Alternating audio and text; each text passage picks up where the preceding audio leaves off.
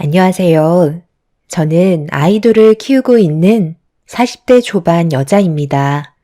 암흑 같았던 제 인생에 드디어 먹구름이 걷히고 눈이 부실 만큼 따스한 햇살이 저를 비추고 있네요.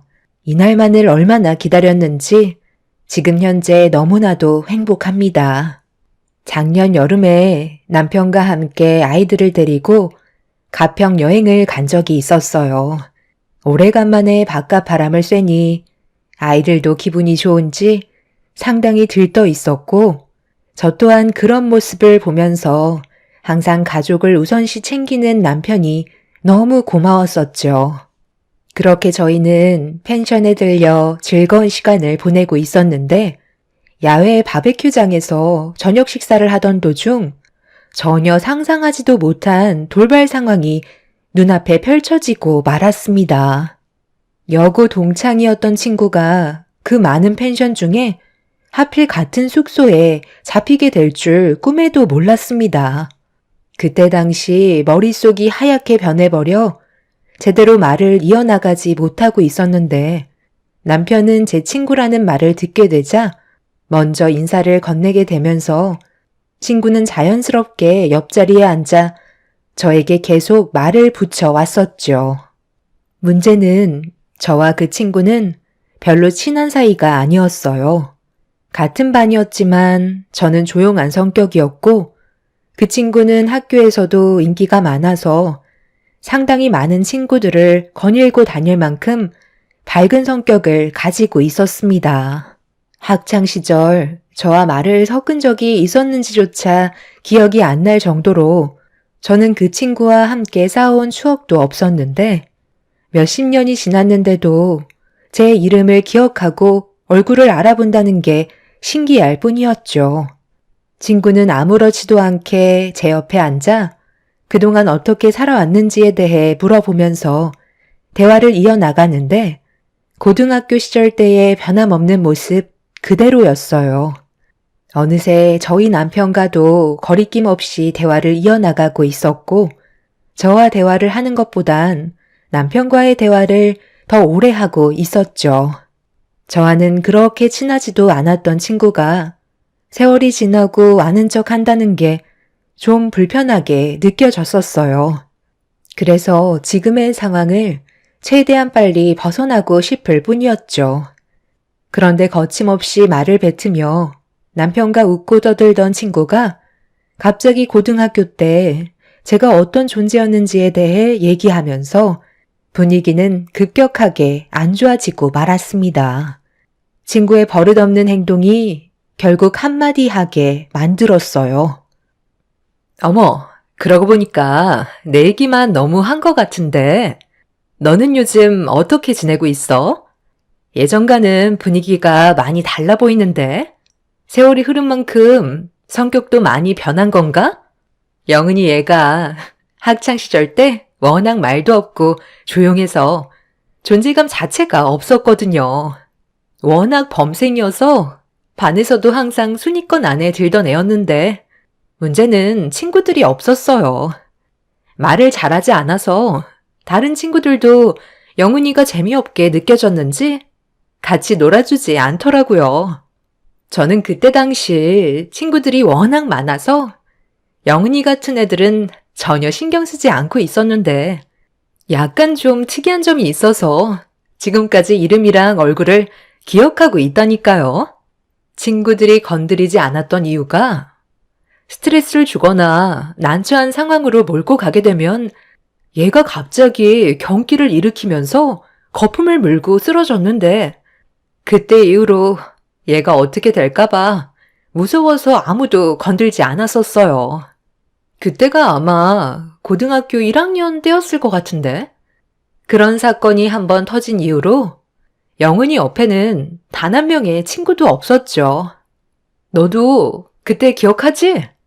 네가 하도 조용한 성격에 아무 말도 하지 않으니까 친구들이 너를 괴롭히려다가 갑자기 쓰러져서 입에 거품까지 물었었잖아.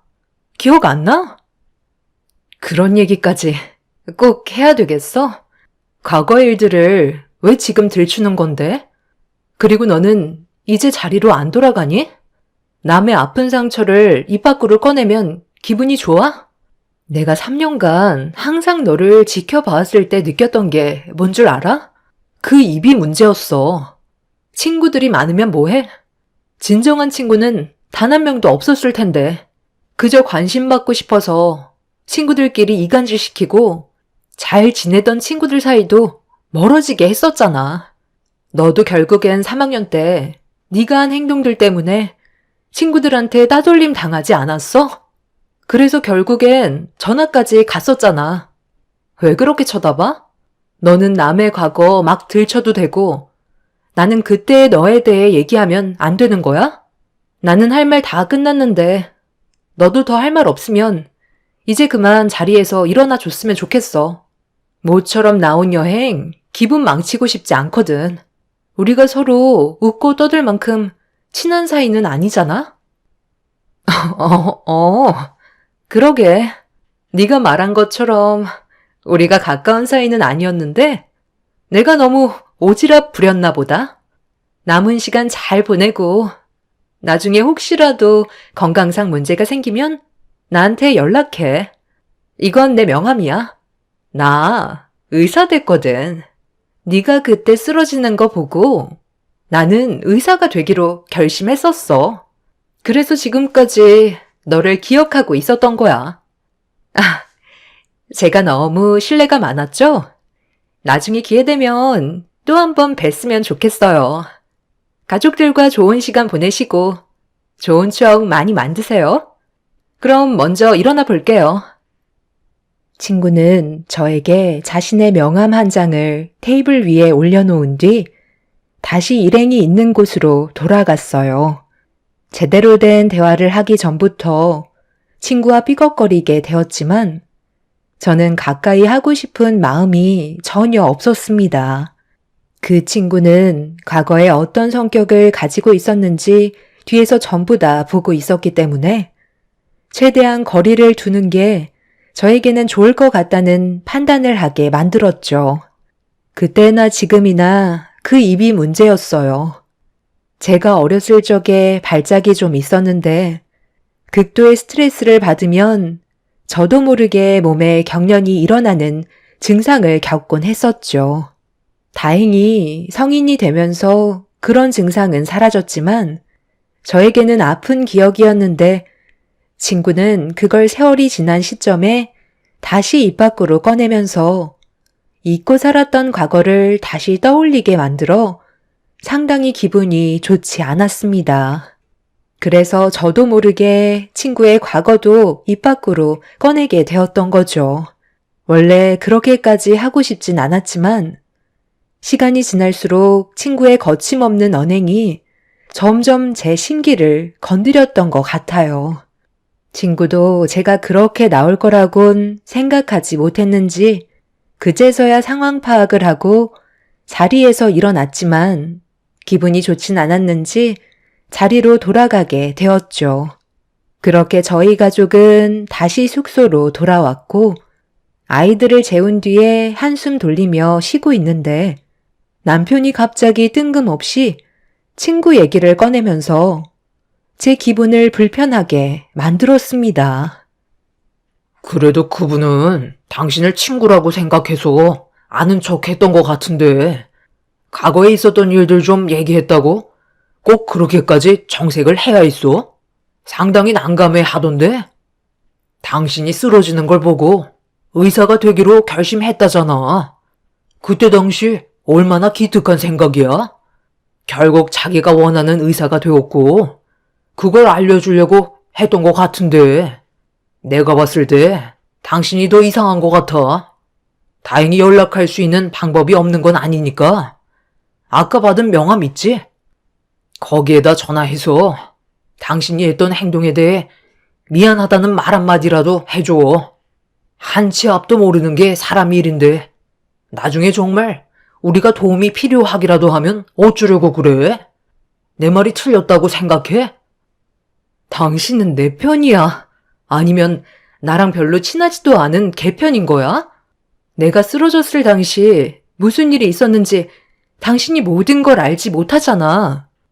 그런데 나한테 그런 식으로 얘기하면 내 기분이 좋겠어? 친구라고? 나는 쟤를 친구라고 생각한 적 단 한 번도 없었어. 나에게는 두 번 다시 기억하고 싶지 않은 존재라고. 학창시절 때 우리 엄마가 학교에 찾아오셔서 내가 가끔 발작 증세를 일으킨다고 했었는데 그걸 그 친구가 교무실에 왔다가 나한테 그런 증상이 있다는 걸 들었는지 친구들한테 전부 다 소문을 퍼뜨렸어. 남들한테 인기를 한 몸에 받고 싶어 했고 관심을 좋아했던 걔는 결국 나한테 발작이 일어나는지 확인해 보기 위해 친구들을 끌어들였던 거고 그걸 뒤에서 전부 지켜보고 있었어. 나는 걔가 원하는 방향대로 가고 싶지 않았지만 결국 몸에선 문제가 생겼고 발작이 일어나고 말았어. 그날 이후 친구들은 나와 거리를 두고 지냈던 거야. 이 모든 게 자기 잘못 때문에 일어난 일인데 그걸 아무렇지도 않게 생각하고 내 앞에서 얘기한다는 게 얼마나 소름 끼치고 몸소리 쳐지는지 알아? 그런 상황들을 전혀 알지도 못하면서 당신은 나한테 먼저 사과하라는 말이 나와? 오늘 당신한테 정말 실망했어. 남편은 당황한 듯 저에게 미안하다며 상처받은 제 기분을 풀어주려 노력했고 두 번 다시 만나고 싶지 않았던 친구를 보게 되면서 기분 좋게 시작했던 가족여행은 결국 좋은 추억이 아닌 안 좋은 추억만 남아버린 채 집으로 돌아오게 되었어요. 두 번 다시 만날 생각이 없던 저는 지갑에 있던 명함을 쓰레기통에 버려버렸고 한동안 조용히 지내면서 남편과의 관계를 회복시키기 위해 좋아하는 것들 위주로 저녁 거리를 만들어 기다리고 있었는데 그날따라 연락 한 통 없이 퇴근 시간이 한참 지났는데도 집에 들어오지 않더라고요. 그렇게 하염없이 한참 동안 기다리다 보니 새벽 1시가 되어서야 집에 들어왔네요. 지금 몇 시인지 알아? 어디서 뭘 했길래 지금까지 연락 한 통 없었던 거야? 집에서 내가 기다리고 있다는 거 몰라? 당신이 오늘처럼 늦었던 적은 단 한 번도 없었잖아. 뭐 하다가 이렇게 늦은 거야? 평소에는 어디 가면 간다고 미리 문자라도 남겨주던 사람이 지금 이게 뭐 하는 건데? 술도 많이 마시지도 않았네. 내가 며칠 전에 같이 일하는 형님이 이혼할 것 같다고 얘기했었잖아. 그 형님이 오늘 서류에 도장을 찍었다고 하길래 같이 얘기 좀 하다 보니까 시간 가는 줄 모르고 늦어버렸네. 당신한테 연락을 하려고 했는데 깜빡했어. 나 오늘은 상당히 피곤해서 먼저 들어가 누울 테니까 당신도 할 일 없으면 일찍 누워. 지금 그게 말이 된다고 생각해? 6시간 동안 문자 한 통 보낼 수 없을 만큼 시간이 나지 않았다고? 나보고 그 말을 믿으라는 거야? 솔직하게 얘기해. 나한테 숨겨봤자 좋을 거 하나 없다는 거 몰라? 우리가 하루 이틀 살았던 것도 아니고 눈빛만 봐도 딱 알 수 있는데 어디서 지금 거짓말을 하고 있는 거야? 내가 당신한테 일일이 보고하면서 살아야 돼? 하늘 같은 남편이 밖에서 볼일 보다 보면 늦을 수도 있는 거지. 어디서 지금 큰 소리야? 갑자기 변해버린 남편의 성격은 저를 당황하게 만들었어요. 항상 온유했고 나를 먼저 생각해주던 사람이 낯선 사람처럼 변해버려서 어떻게 해야 될지 몰라 그 모습을 그냥 지켜볼 수밖에 없었죠. 그날 이후부터 남편의 행동은 급격하게 바뀌기 시작하더니 자기 멋대로 하는 날이 점점 더 많아졌고 저와 함께 보내는 시간은 급격하게 줄어들어 버렸습니다. 주말만 되면 아이들과 함께 하루 종일 함께 해주던 사람이 주말에도 새벽같이 밖으로 나가 버렸어요. 남편의 행동을 바로잡으려 침착하게 다가가 대화로 풀어나가려 노력했지만 더 이상 남편은 저와 아이들을 사랑하지 않았습니다. 결국 화가 머리끝까지 올라와 버린 저는 어김없이 주말에 새벽같이 일찍 나가려는 남편을 붙잡고 도대체 뭐가 문제냐고 화를 내게 되었고, 남편은 제 팔을 뿌리치면서 분노의 눈빛을 보내고 있었습니다. 그 더러운 손 안 치워? 네가 감히 내 몸에 손을 대? 나는 할 얘기 없으니까. 집에서 애들이나 보면서 살아. 어디서 지금 착한 척이야? 내가 당신한테 잘못한 게 있으면 말로 풀면 되는 거잖아. 서로에게 무슨 오해라도 생겼으면 풀면 되는 건데 꼭 이렇게 나와야 되겠어? 오늘 무슨 날인지 알아? 당신이 애들 데리고 놀이공원 가겠다고 약속한 날이라고. 애들은 오늘만 손꼽아 기다리고 있었는데 애들 눈에서 눈물 흘리게 만들 거야? 어디 가는 건데? 답답하게 이러지 말고 제발 당신이 나한테 감정 상한 게 있으면 솔직하게 털어놓으면 안 돼? 아무것도 모르는 내가 지금 얼마나 당황스러운지 알아? 남편은 저를 경멸하듯 노려보며 대화조차 섞고 싶지 않다며 저를 밀친 뒤에 문을 박차며 밖으로 나가버렸어요. 너무 당황했었고 한순간에 변해버린 모습이 저를 너무 힘들게 만들고 있었죠. 제가 알지 못하는 걸 시모가 혹시라도 알고 계실까봐 안부차 전화를 하면서 남편과 저와의 사이에 문제가 있다는 걸 얘기했어요. 제 말을 묵묵히 듣고 계시던 시모는 모든 게 제 잘못이라며 전혀 예상하지 못한 말을 꺼내셨습니다. 충격적이게도 저와 잠깐 만났던 친구의 얘기였던 거죠. 너 저번에 내 아들이랑 놀러 갔다가 거기에서 친구를 만났었다며? 그런데 거기에서 네가 그 친구한테 안 좋은 말들을 꺼냈다고 하던데? 그이가 그런 말까지 했어요? 제가 그때 충분히 설명했었는데 그게 건우 아빠 태도와 무슨 문제가 있다는 거예요? 저는 잘못한 게 하나도 없는데요. 잘못한 게 뭐가 없어. 과거에 있었던 안 좋은 기억 전부 다 들춰내서 내 아들이 보는 앞에서 네 친구한테 엄청 큰 상처를 줬었다는데? 그래도 친구는 명함 한 장 주면서 나중에 병원에 들릴 일이 있으면 찾아오라고 했었다는데 너는 그 명함을 쓰레기통에 넣어 버렸다고 하더라. 사람이 그러면 못 쓴다. 아무리 친구와 사이가 좋지 않았어도 그건 아니지. 어떻게 명함을 쓰레기통에 구겨서 버릴 수가 있니? 너는 학창시절 때의 기억을 아직까지 품고 있었던 거야? 그냥 웃으면서 넘어가도 될 문제들을 왜 상처를 주냐 이거야. 내 아들한테 그 말을 듣는데 얼마나 화가 치밀던지 내가 정말 한 소리 하려 했었는데 내 아들이 아예 상대도 하지 말라고 하길래 그냥 꾹 참고 있었다. 대충 무슨 말인지 알아들었지? 얼마 전에 병원에 다녀왔었는데 사람 참 괜찮더구만. 말도 참하게 잘하고 어른 공경할 줄 아는 게 며느리감으로 아주 딱이더라고.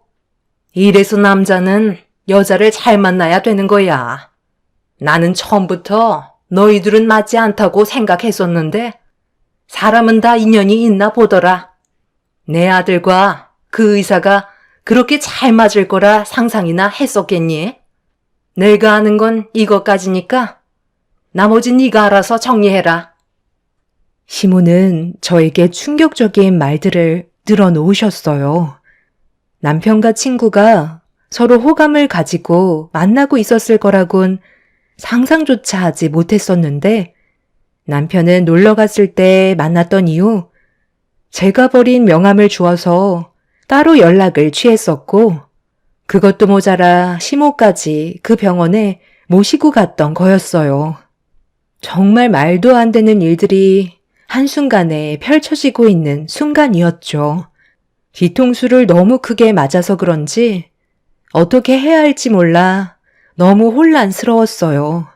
그날도 어김없이 남편은 집에 늦게 들어왔고 새벽 4시가 넘어서야 남편은 집으로 들어왔습니다. 제가 분노한 얼굴로 남편을 바라보면서 할 말이 있다고 자리에 앉으라고 얘기하자 남편은 저와는 하고 싶은 말이 없다면서 제 말을 들으려 하지 않았어요. 그래서 그 자리에서 시모와 나눴던 통화 내용에 대해 전부 알려주었죠. 지금 뭐 하는 짓이야? 당신 내 친구랑 만나고 있다며? 어머님한테 다 들었는데 그 말이 사실이야? 지금 당신이 나 몰래 저지른 행동이 무슨 뜻인지 알지? 무슨 뜻인데? 나는 잘못한 게 없는데? 당신이 잘한 건 하나도 없고, 그 사람은 당신을 그래도 친구로서 가까이 다가온 것 뿐이었던 거야. 당신이 했던 말, 내가 고스란히 전하니까 뭐라고 했는지 알아? 그때 당시에 그 사람이 반에서 부반장이었다며?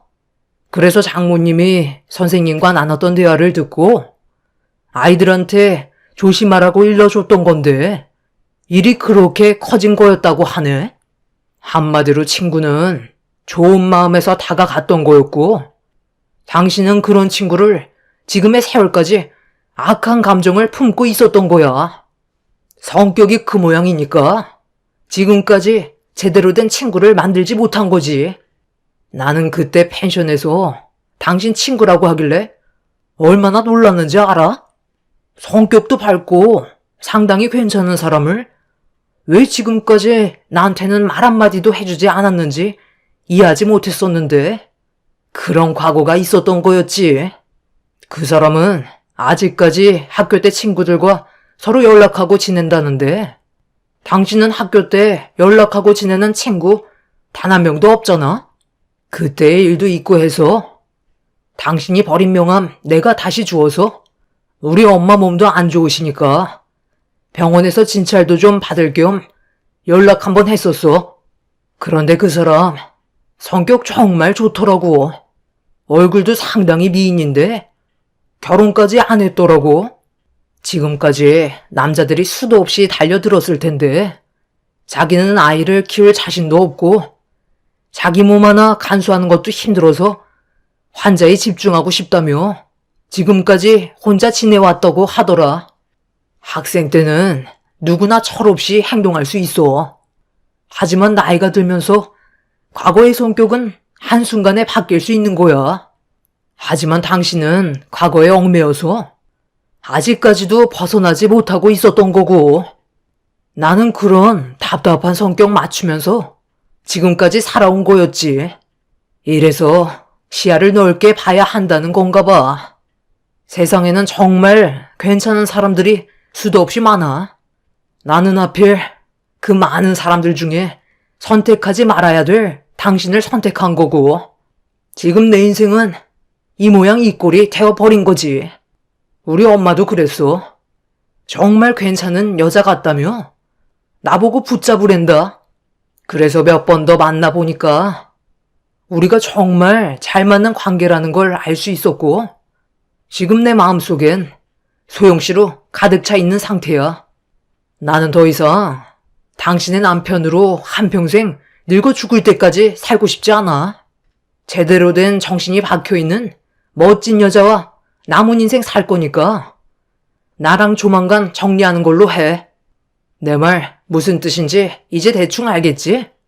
나는 당신보다 소영씨를 선택하기로 했다고. 당신 지금 제정신이야?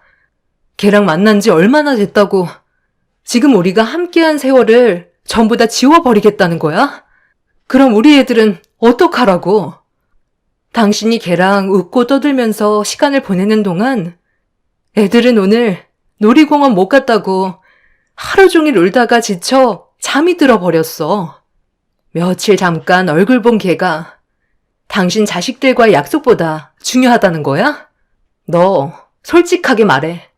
그때 걔가 자리에 앉았을 때 눈을 떼지 못하더니 서로 대화 주고받을 때 너 걔한테 넘어갔니? 그래서 지금 대도 안 되는 핑계 대면서 나와 애들을 내치려는 거야? 빨리 대답해봐. 왜 아무 말도 하지 못하는 건데? 얼굴도 예쁘고 결혼도 안 해서 몸매도 좋은데 거기에다가 능력 좋은 의사라서 홀라당 넘어갔니? 걔가 얼마나 무서운 애인 줄 모르는 것 같은데 사람 본성은 쉽게 바뀌지 않는다고. 한 번은 봐줄 테니까 이제 그만하고 정신 차려. 내 가슴이 찢어질 만큼 상처를 받았어도 아이들 때문에 참고 이번만큼은 넘어갈 테니까 다시 제자리 잡으라고. 당신은 나랑 결혼했고 집안의 가장이야. 이렇게 무책임하게 가정을 무너뜨릴 수는 없는 거라고. 어떻게 할래? 끝까지 갈 거야? 아니면 여기서 멈출 거야? 아이들이 불쌍하지도 않아? 남편은 친구가 제 옆자리에 앉았을 때 첫눈에 반해버렸고 결혼까지 안 했다는 거에 저를 향한 마음이 변심이 되어버린 상태였어요. 너무 큰 배신감은 저에게 엄청난 상처를 남겨주었지만 아이들 때문이라도 한 번은 그냥 넘어가고 싶었습니다. 친구가 나타나기 전에는 그래도 저희 가족 정말 행복했었는데 한순간에 모든 것들이 무너지고 있는 걸 제 두 눈으로 보고 싶지 않았어요. 하지만 남편의 핸드폰에 전화가 울리는 순간 저는 그 자리에 주저앉아 오열하고 말았습니다.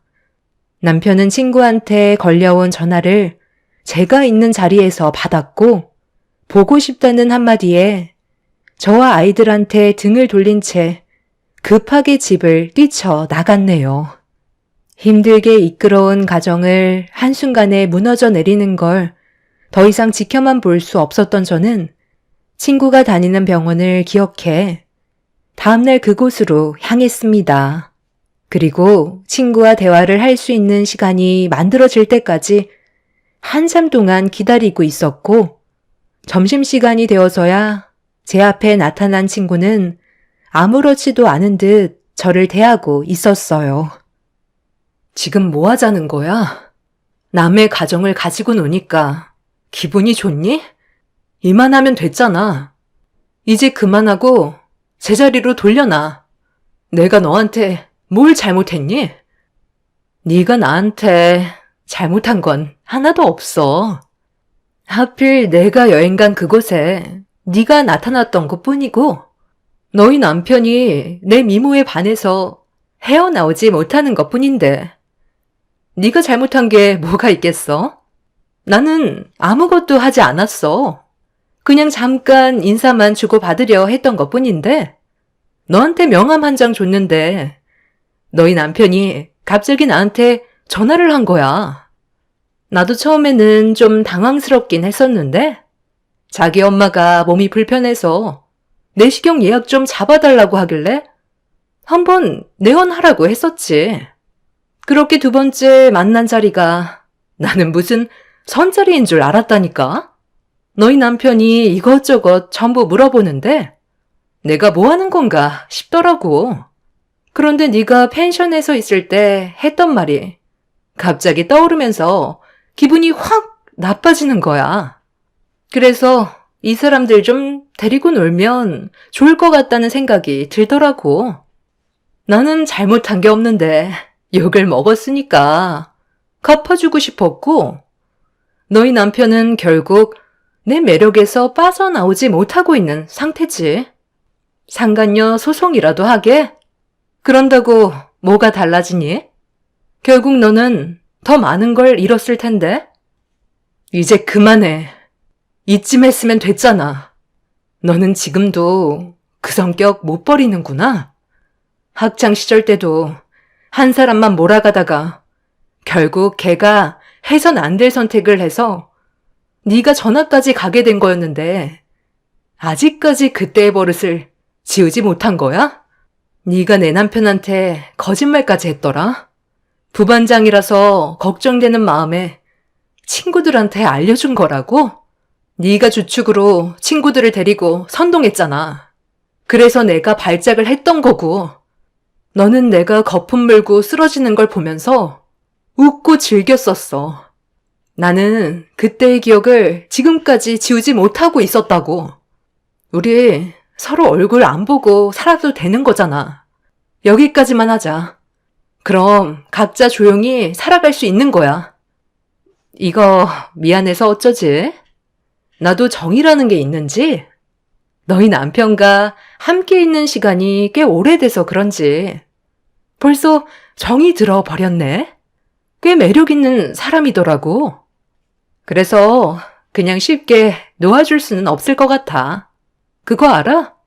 나 이번에 휴가 냈는데 너희 어머님이 그 사람이랑 같이 제주도 여행 다녀오라고 여행 스케줄을 잡아주셨더라고. 그게 무슨 뜻이겠어? 나를 벌써 며느리로 받아들인다는 거야. 나 제주도는 여러 번 가봤지만 우도는 시간이 없어서 못 가봤거든. 그런데 어머님이 내 마음을 읽으셨는지 우도 여행 계획까지 전부 다 잡아주셨어. 내가 볼 땐 네가 들어올 수 있는 공간은 이제 없는 것 같은데? 그냥 애들이랑 남은 인생 열심히 살아. 저는 친구의 마지막 한마디에 화가 치밀어 올라 뺨에 손을 올려붙이고 말았어요. 친구는 썩은 인상을 보이더니 저에게도 뺨을 올렸고 결국 병원에서 저희는 격한 몸싸움까지 일어나고 말았죠. 친구는 제가 힘들게 꾸려온 가정을 꼭 무너뜨릴 거라며 사악한 미소로 저를 바라보고 있었습니다. 왜 이렇게까지 하는지 전혀 이해할 수가 없어 정신적으로 너무 힘이 들었어요. 결국 아무것도 얻지 못한 채 집으로 들어온 저는 참았던 눈물을 쏟아내었고 저는 더 이상 남편과 함께하고 싶은 조금의 마음도 남아있지 않게 되었죠. 정상적인 가정이라면 시모가 뜯어 말려야 하는 게 맞는 건데 오히려 두 사람이 잘 될 수 있게 제주도 여행을 보내줬다는 거에 너무 화가 나서 왜 이렇게까지 하셨는지 전화를 해서 물어보았어요. 시모는 저에게 한치의 고민도 없이 바로 대답을 해 주셨죠. 지금 나한테 전화해서 그걸 질문이라고 물어본 거니? 너랑 내 아들은 서로 맞지 않아서 지금까지 불만이 많았었는데 최근에서야 서로 맞는 짝을 찾았는데 이번 기회를 놓치기 전에 서둘러 기회를 잡아야 되지 않겠어? 어차피 내 아들도 너를 더 이상 사랑하고 있지 않잖아. 그냥 현실을 받아들이고 뒤로 물러나면 되는 거야. 그러니까 어머님이 직접 나서신 건 저와 그이가 이혼을 하길 바라서 그렇게 하신 거네요. 지금 걔가 어떤 마음으로 접근했는지 아세요? 저희 가정을 무너뜨리려고 일부러 접근한 거라고요. 그리고 어머님이랑 그이가 넘어간 것뿐이고요. 보기 좋은 떡이라고 해서 다 같은 좋은 떡은 아니에요. 그런 말이 어딨니? 의사 며느리면 게임 끝난 거지. 너는 내세울 거 하나 없는 지극히 평범한 여자잖아. 얼굴도 별로, 몸매도 축 처져서 별로. 딱 하나 잘하는 거 있네. 애들은 엄청 아끼고 잘 돌보니까 앞으로 그런 쪽으로 직업을 알아보는 것도 나쁘지 않을 것 같네. 그럼 내 아들 없어도 먹고 살 수는 있겠어. 더는 대화가 통하지 않았고 제 말에는 이미 귀를 닫아버린 상태였어요. 결국 제가 남편한테 제자리로 돌아와 달라고 사정을 하고 애원했지만 저희는 끝내 이혼을 선택하고 말았죠. 결국 친구는 저희 가정을 무너뜨리게 되었고 제가 할 수 있는 건 소송밖에 없었습니다. 친구는 눈 하나 깜빡하지 않고 위자료를 주겠다는 생각을 가지고 있는 것 같아 보였어요. 잘 사는 집안일수록 남의 가정을 우습게 하는 그런 친구가 언젠가는 꼭 벌을 받길 간절히 바랬고 저는 남편한테 정신적인 문제들과 이혼 미자료 그리고 양육수당 등 여러 가지 청구 소송을 진행했고, 친구한테는 상간녀 위자료 소송을 진행했습니다. 저희 부모님께서도 갑작스럽게 벌어진 일에 대해 상당한 충격을 받으셨지만 이미 돌이킬 수 없는 결과로 진행이 되었기에 현실을 받아들일 수밖에 없었죠. 그렇게 남편 없이 아이들과 함께 살아온 시간이 어느덧 석 달의 숙려 기간이 지나 완전히 남남이 되어버렸고 정식적으로 더 이상 법적으로 가족이 아닌 상태로 한 달의 시간이 더 지났습니다. 그런데 갑자기 남편이 저희 부모님 집에 찾아와서 동네가 떠나갈 정도로 저를 애타게 부르며 원래대로 돌리자며 빌기 시작했어요. 갑자기 나타나선 뭐 하자는 거야? 우리 이제 숙려 기간도 끝났고 정식적으로 남남이 된 지 한 달이나 지났어. 나도 당신한테 더는 미련조차 남아있지 않다고. 여보, 내가 정말 미안했어. 다 내 잘못이야. 시간이 너무 짧았던 것 같아. 아주 잠깐 튄 불꽃이었는데 내가 그걸 가라앉히지 못해서 앞만 보며 달렸던 것 같아. 나 지금 완전 낙동강 오리의 신세가 되어버렸다고. 그 사람이 나랑 결혼을 안 해주겠대. 벌써 내가 질려버렸다는 거야. 이제는 연락도 받지 않아. 무슨 이유 때문에 그런 거냐고 물어보니까 한다는 말이 한 번 결혼을 해서 아이까지 있는 남자가 이혼을 하고 다시 결혼을 한다고 제대로 된 결혼 생활을 이어갈 수 있겠냐며 짧은 연애였지만 즐거웠다고 갑자기 나를 차버리더라고. 나는 결혼까지 생각하고 있었는데 그 사람은 애초부터 나와의 결혼은 아예 생각조차 하지 않았었어. 결국 그 사람은 나한테 헤어짐을 통보했고 나는 현재 어디에도 갈 곳이 없는 상황이야. 엄마도 이 사실 때문에 충격을 받으셨는지 쓰러지셔서 누워버리셨다고. 그러니까 당신 말은 내 친구가 싫다고 해서 가정도 놓치고 갈 곳이 없어지니까 다시 나한테 돌아오겠다는 거네? 당신은 원래 이런 성격이었구나. 어찌 보면 나는 친구한테 감사하게 생각해야 되겠네. 당신 같은 쓰레기를 힘 하나 들이지 않고 처리할 수 있었잖아? 내가 그래서 뭐라고 그랬어? 걔는 건드리지 않는 게 좋을 거라고 얘기했지? 왜 하나만 알고 둘은 몰라? 걔가 왜 지금까지 결혼을 하지 않고 혼자 살고 있었겠냐고. 걔는 아쉬운 게 없는 사람이라는 거 몇 번이나 말했었잖아. 당신 낙장 불입이라는 말 알지? 판에 한번 내려놓은 패는 물리지 못한다는 거. 이미 끝난 판이고 당신은 더 이상 나와 아이들 얼굴 두 번 다시 볼 수 없을 거야. 당신이 썼던 각서 생각 안 나? 아이들과도 두 번 다시 만나지 않겠다고 했었잖아. 양육 포기까지 한마당에 나한테 뭘 바라겠다는 거야? 그만 돌아가줘. 남편은 무릎 꿇고 손이 발이 되도록 빌었지만 이미 되돌릴 수 없는 상황까지 오게 된 터라 저는 한치의 고민도 없이 문을 닫아 버렸습니다. 남편은 결국 가정 없이 오갈 데 없는 신세가 되자 자신을 배신한 친구에게 분노를 품었고 돌아갈 수 없는 길을 선택하고야 말았어요. 친구가 퇴근을 하고 집에 들어가려 하는 순간 남편이 뒤에서 차로 돌진하는 사고를 유발하면서 걷잡을 수 없을 정도로 심각한 문제로 발전되었고 남편은 결국 의도적인 사고를 냈다는 이유 때문에 법적인 처벌을 면할 수 없었습니다.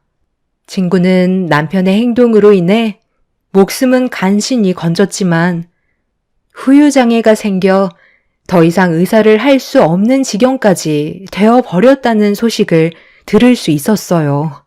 마음 같아서는 친구 앞에 나타나 자신이 저질러버린 죄가 얼마나 큰 대가가 뒤따르는지 한마디 해주고 싶었지만 얼굴조차 보고 싶지 않았기에 저는 친구 앞에 나타나지 않았습니다. 그렇게 지금 현재 저와 아이들은 부모님 집에서 함께 잘 지내고 있는 상황입니다. 어둠이 걷히고 따스한 햇살이 저를 비추고 있는 지금을 감사하게 생각하며 앞으로 아이들과 행복하게 살고 싶어요. 비록 전혀 예상하지 못한 일들이 펼쳐졌지만 저와 아이들이 무사하다는 것만도 감사할 뿐입니다. 제 사연 들어주신 분들, 오늘 하루도 힘내시고 여러분들의 인생에도 언제나 따뜻한 햇살이 가득하시길 바랍니다. 감사합니다. 안녕하세요. 캐나다에 사는 40대 여성입니다. 처음으로 저도 제 이야기를 한번 해볼까 합니다. 저는 30대 초반 나이, 지금의 남편을 만나 결혼을 했어요. 시댁 어른들도 그렇고 처음부터 저를 반겨주었기 때문에 역시나 결혼을 잘했다고 생각했어요. 전 결혼 전 작은 뜨개 공방을 운영하고 있었고 남편은 제 뜨개 공방 옆에서 작은 브런치 가게를 운영하고 있었어요. 처음엔 왔다 갔다 인사만 하다가 점점 사랑이 싹트고 결혼을 하게 된 거예요. 전 결혼 전 공방에서 일을 했지만 남편 사업이 바빠짐에 따라 남편을 도와 가게 일을 돕기 시작했어요. 남편이 원하기도 했고 저 역시도 그게 나을 것 같다는 생각이 들었거든요. 결혼 생활은 참 행복했습니다. 다정한 남편, 다정한 시부모님, 무엇 하나 아쉬울 게 없는 결혼 생활이었죠. 하지만 얼마 가지 못했어요. 종철이 오늘 결혼할 사람 데리고 온다는데 일 끝나고 같이 가보자. 아마 병원에서 일한다고 했던 것 같아. 궁금하다. 그러게. 도련님이 어떤 여자를 데리고 올지 나도 궁금하다. 엄청 보수적이어서 눈 진짜 높을 것 같은데. 시간이 참 빠르다. 그날은 남편의 동생, 시동생이 결혼할 여자를 데리고 온다고 했던 터라 가게 일을 마치고 다 같이 집으로 향했습니다. 싹싹해 보이는 동서를 보니 마음이 놓이더라고요. 어머님, 아버님도 무척이나 좋아해 주셨고요. 그렇게 하하호호 짧은 인사를 마치고 집으로 가려는데 동서가 저에게 살포시 말을 걸더라고요.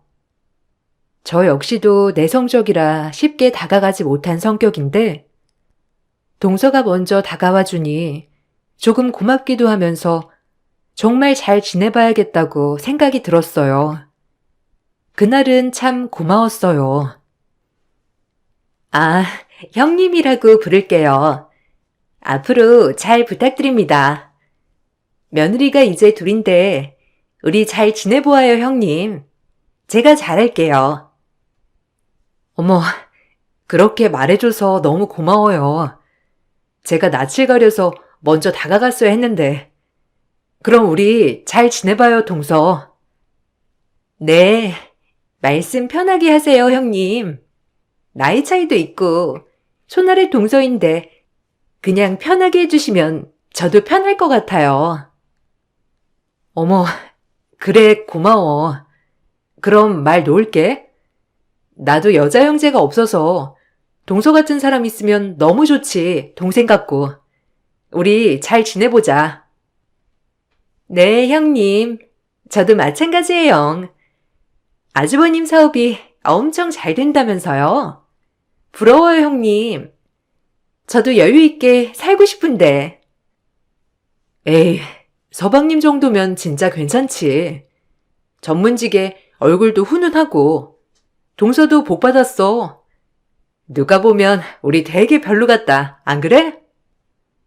말부터 편하게 하자는 동서의 말에 첫 만남부터 저희는 가까워지게 되었어요. 시댁 부모님도 며느리끼리 잘 지내니 참 보기 좋다고 하셨고요. 그렇게 도련님이 결혼한다고 데리고 온 동서는 제 마음에도 꼭 드는 며느리였어요. 한참 도련님의 결혼 준비가 있던 중, 전 임신 사실을 알았고, 시부모님은 겹경사가 났다며 얼마나 좋아하셨는지 몰라요. 저 역시도 마찬가지고요. 에그머니나, 우리 첫째가 아이를 가졌구나. 엄마 아빠 닮으면 얼마나 예쁠 거야. 종철이 장가도 가고 아주 경사다. 그러게요. 그래도 기다렸는데 이렇게 빨리 찾아와 주니 저 역시도 너무 기쁜 거 있죠? 어머님 아버님한테 먼저 말씀드리고 싶었어요. 그래, 아주 복덩이가 틀림없을 거다. 우리 종철이도 결혼하고 새로운 식구도 들어오고, 그리고 게다가 복덩이까지. 역시나 시어머니는 매우 좋아하셨어요. 저 역시도 얼마나 설레던지 그렇게 순산하기만을 바라고 있던 찰나 잘 되고 있던 가게가 급격하게 사정이 안 좋아지기 시작했죠. 같이 일했던 직원들도 그만둬야 하는 상황까지 됐고, 나중엔 저와 남편마저도 둘이 있는 것도 인건비 낭비일 정도로 장사가 잘 안 되었습니다. 장사라는 게 한 치 앞도 알 수 없듯이 그렇게 저희는 점차 쪼들리고 있었죠. 한 번도 이렇게 어려움 없이 살아보지 않았기 때문에 당황스러운 나날들이었지만 그래도 남편과 힘을 합쳐 해결하자고 생각했어요. 큰일이네. 이번 달도 적자다. 이제 대출도 더 이상 안 되는데. 어떡하지? 더 이상 모아놓은 돈도 없는 거지? 그때 가게 확장하는데 돈 썼잖아. 확장을 하지 말아야 했나? 어떡하냐 진짜. 곧 애기도 태어날 텐데. 내가 저녁에 대리라도 띄워야지 뭐. 일단 당신 신경 안 쓰이게 할게. 당신은 태교에나 집중해. 최대한 내가 알아서 할게. 그래도 힘들면 꼭 말해줘. 돈 마련은 어떻게든 해야지 뭐. 뭐 이럴 때도 있고 저럴 때도 있는 거니까. 자기도 너무 스트레스 받지 마. 가게가 급격하게 기울자 남편은 저녁에 대리운전이라도 한다고 했어요. 제가 옆에서 해줄 건 없고 전 임신한 몸 상태로 집에서 원데이 뜨개질 클래스를 열어 소소하게 용돈을 벌었죠. 공방을 운영할 때 단골 손님들이 꽤 있었기에 원데이 클래스를 많이 관심 가져주었어요. 그나마 용돈은 벌 수 있었는데 문제는 생활비가 도저히 모자랐죠. 가게 대출에 집 대출에 항상 마이너스였거든요. 남편은 그래도 저에게 부담 주지 않으려 최선을 다했습니다. 그렇게 하루하루 쪼들리는 삶을 살 때 도련님의 결혼은 바로 코앞으로 다가오고 있었죠. 도련님 결혼식에 냉장고를 사주려고 했던 터라 고민이 이만저만이 아니었어요. 도련님네 동서는 저희가 엄청 잘 사는 줄 알았기 때문에 기대를 잔뜩 한 눈빛이었고요. 어떻게 말해야 하나 참 고민스러웠어요.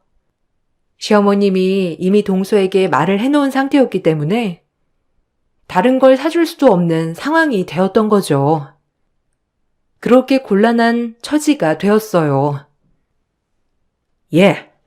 너네 형님이 너희 결혼 선물로 신혼집에 냉장고 하나 맞춰준다더라. 아주 큰애가 형님 노를 톡톡히 하지. 어머, 정말요? 안 그러셔도 되는데. 그럼 너무 감사하죠. 형님, 감사해요. 이렇게 큰 거를 해주시다니. 역시 형님. 그래. 혹시 입주는 언제야? 그 시기 맞춰서 냉장고를 해야 하는 거잖아. 그치? 요즘 냉장고가 얼마나 하나? 너무 곤란한 상황이었고 당장 생활비마저 모자라는 상황에 곤란했어요. 하지만 동서가 어찌나 좋아하는지 차마 못 사준다고 말을 못 하겠더라고요. 이런저런 고민을 안고 남편에게 얘기를 하자 남편은 우리 사정에 어떻게 냉장고를 해주냐며 본인이 말하겠다고 하더라고요. 그래, 지금 일단 상황이 상황이니만큼 지금을 잘 넘기고 다음에 여유될 때 좋은 거 하나 해줘야겠다고 했죠. 그리고 이것이 파국으로 돌아올지는 정말 몰랐어요. 도련님은 괜찮았지만 동서는 이 부분에 있어서 꽤 섭섭해 했거든요. 마음은 고마운데 그건 우리 예전에 사준다는 거잖아. 갑자기 가게가 이렇게 됐는데 어떻게 선물을 사줘? 내가 종철이한테 잘 말해볼게. 아마 그 녀석도 지금 내 상황이 뻔히 이런 거 아닐까 이해해 줄 거야. 참나 어머니는 그런 얘기를 하고 그래서. 그래도 마음이 좀 그렇다. 동서 그렇게 좋아하는 거 보니까 차마 입이 안 떨어지던데. 알겠어. 자기가 말 잘해봐. 당연하지. 우리 코가 석자인데. 아휴, 내가 잘못이지. 가게를 더 확장시켜서 이 꼴이 난 것 같네. 당신한테도 미안해. 아니야. 다 잘 살자고 그런 건데. 다시 일어설 수 있을 거야. 그러니까 너무 그렇게 죄책감 갖지 마. 아휴, 속상해라. 결국 저희는 냉장고를 해주지 못하게 되었고 남편이 도련님에게 잘 얘기를 했다고 하더라고요. 그러고 며칠 후 동서가 저에게 전화가 왔습니다. 처음 들어본 말투로 말이죠. 얼마나 당황스럽던지 본인 할 말만 하고 전화를 끊는 동서를 보며 이게 원래 모습인가? 라고 생각했어요. 그 정도로 예의가 없는 채로 전화가 오더라고요. 얼마나 당황스럽던지. 형님, 저예요. 아니, 종철 씨한테 얘기 들었는데 냉장고 어떻게 된 거예요? 전 형님이 사주시는 줄 알고 이미 친정에다가 다 말해놨는데 갑자기 이러시면 저보고 어떡하라는 거예요? 제가 사달라고 했어요? 형님이 먼저 사주신다면서요. 어이없어. 동서, 미안해. 그렇게 됐어. 사실 우리가 사정이 지금 많이 안 좋거든. 정말 사주곤 싶은데 여유가 없어서 미안해. 다음에 여유 될 때 그때 정말 좋은 거 하나 해줄게. 진짜 미안해. 혹시 냉장고 말고 뭐 필요한 거 있어? 최대한 맞춰볼게. 됐어요. 지금 냉장고가 제일 필요한 거였어요. 아니 그럼 진작 말씀하시지. 종철 씨한테 전화로 따로 얘기하는 건 뭐예요? 약간 호박씨 가는 스타일인가? 앞에선 이러고 뒤에선 저러고. 아무튼 알겠으니까 결혼식에 봬요. 뭐 설마 저한테 한복이나 이런 건 바라는 건 아니죠? 가는 게 있어야 오는 게 있는 건데 무턱대고 저한테 혼수 바라는 건 아니잖아요. 안 그래요? 동서, 지금 화난 건 알겠는데 이게 그렇게 화날 건가? 그리고 말을 왜 그렇게 해? 내가 안 해주고 싶어서 그런 게 아니라 못 해주는 건데. 뭐 동서 입장에선 앞뒤가 다르다고 느껴질 수 있는 부분은 이해해. 그렇다고 이렇게 전화로 따지는 건 좀 아니지 않아? 됐어요. 더 이상 말이 안 통하겠네요. 전화 끊을게요. 형님이랑 참 잘 지낼 줄 알았는데 글렀네요. 그럼 이만. 본인 말만 하고 전화를 끊는 동서를 보며 어이가 없었죠. 이게 그럴 일인가요? 오히려 저였으면 그 집 사정을 먼저 고려했을 건데 참 씁쓸했습니다. 그렇게 전화를 끊고 황당해서 있는데 이번엔 어머님한테 전화가 오더라고요. 엎친 데 덮친 격 어머님은 저에게 냉장고를 사주라며 말을 했죠. 아, 정말 아무도 저희 상황은 이해해주지 않는구나 라고 생각하며 서글펐어요. 원망스럽기도 했고요. 아니, 나다. 둘째한테 들었는데 냉장고 뭐 못 사준다며? 아니 왜? 이왕에 이럴 때 아니면 선물 언제 해본다고? 좀 해주지. 아, 어머님. 지금 상황이 그게 안 돼요. 저희 대출비도 너무 많고 장사가 요새 너무 안 돼서 그럴 여유가 없어요. 그래도 그렇지. 그거 얼마나 한다고 해준다고 했다가 도로 부르니? 그럼 평생 책 잡히는 거야 너. 아유, 내가 다 나 뜨겁다. 어머님, 사실 그 얘기도 어머님이 먼저 하신 거잖아요. 종민 씨가 그냥 그럴 예정이라고 그 말만 한 거였는데 어머님이 동서한테 얘기하는 바람에 다 이렇게 된 거 아니에요. 이 문제는 저희가 알아서 할게요. 뭐 사줄 형편은 도무지 안 되고요. 아니, 가게가 갑자기 안 되는 거니? 잘 되다가 갑자기 왜 그러니? 아휴, 그래도 냉장고 좀 사주지. 걔 많이 기대한 것 같던데. 어머니, 저희가 여유가 있어서 그런 게 아니잖아요. 오죽하면 저희가 그러겠어요? 지금 생활비도 없는 상태예요. 그래, 다 내가 입을 잘못 늘렸지. 아유, 늙은이가 주책맞게 입을 잘못 늘려서 원. 이렇게 됐다. 에휴, 끊으마. 제가 이렇게 얘기를 하자 시어머니는 다 자기 잘못이라며 화를 내고 전화를 그냥 끊으셨죠. 정말 힘들었어요. 냉장고 하나 때문에 가족 간에 이런 분란이 날 일인가요? 저희 상황은 조금도 이해해주지 않는 시댁 식구를 보며 정말 이기적이라고 생각이 들었어요. 남편은 신경 쓰지 말라며 대수롭지 않게 여겼지만 전 신경이 쓰일 수밖에 없었죠. 그렇게 골치 아픈 걸 뒤로한 채 시동생의 결혼식이 되었죠. 동서와 전화로 얼굴 붉힌 사건은 있었지만 그래도 최대한 결혼식이니 축하해 주자는 마음으로 먼저 가서 웃으며 인사했어요. 어머, 동서, 결혼 축하해. 오늘 너무 예쁘다. 서방님, 결혼 축하드려요.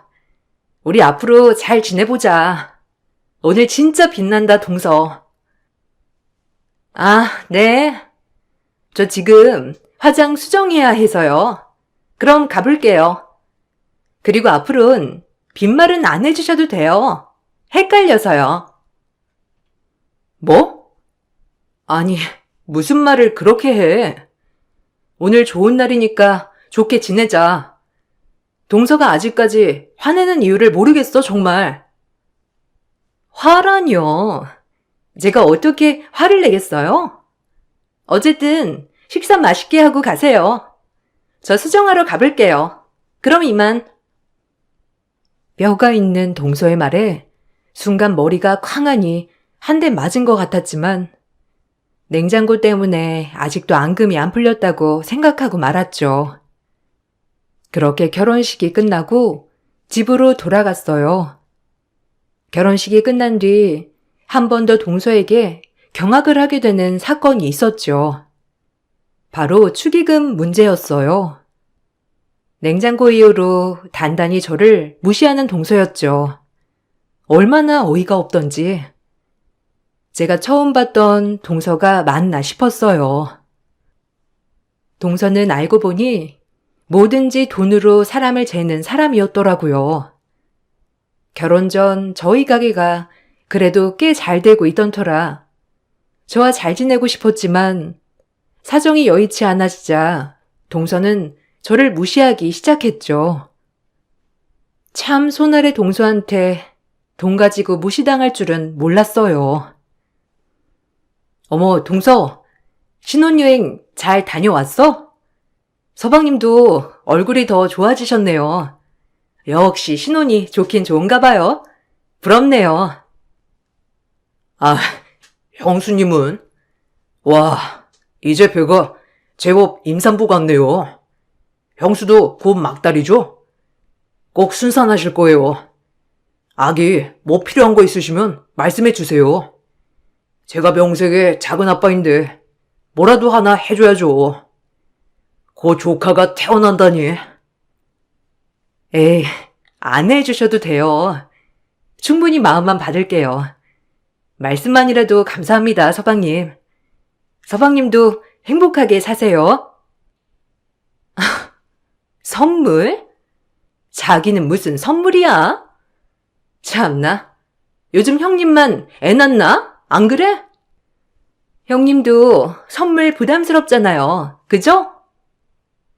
반갑게 맞아주는 시동생과는 달리 동서는 찬바람이 쌩쌩 불더라고요. 전 또 왜 저러나 싶었고 주방에서 과일을 깎고 있을 때 그 이유를 알았어요. 바로 축의금이었죠. 동서는 자기 결혼식 식대 가격이 얼마였는지 아냐부터 해서 저를 쪼기 시작했어요. 모든 걸 돈으로 재는 동서. 그리고 저희가 힘들어진 걸 알고는 상종할 필요가 없다는 듯이 구는 태도를 보니 잘 지내야겠다고 생각한 제 자신이 참 멍청하더라고요. 이젠 눈에는 눈, 이에는 이. 이렇게 억울하지 않게 똑같이 대해야겠다고 생각했어요. 아니, 형님. 축의금 잘 받았어요. 좀 놀랐네요. 가방은 샤넬, 신발도 샤넬.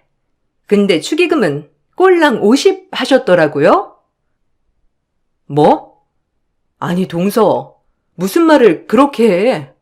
아, 어이가 없어가지고. 지난번부터 무슨 나한테 억한 심정이 있나 본데? 왜 그러는 거야, 정말? 아니요, 웃겨서요. 그렇게 명품으로 휘두르고 다니면서 동생 결혼하는데 50이라니.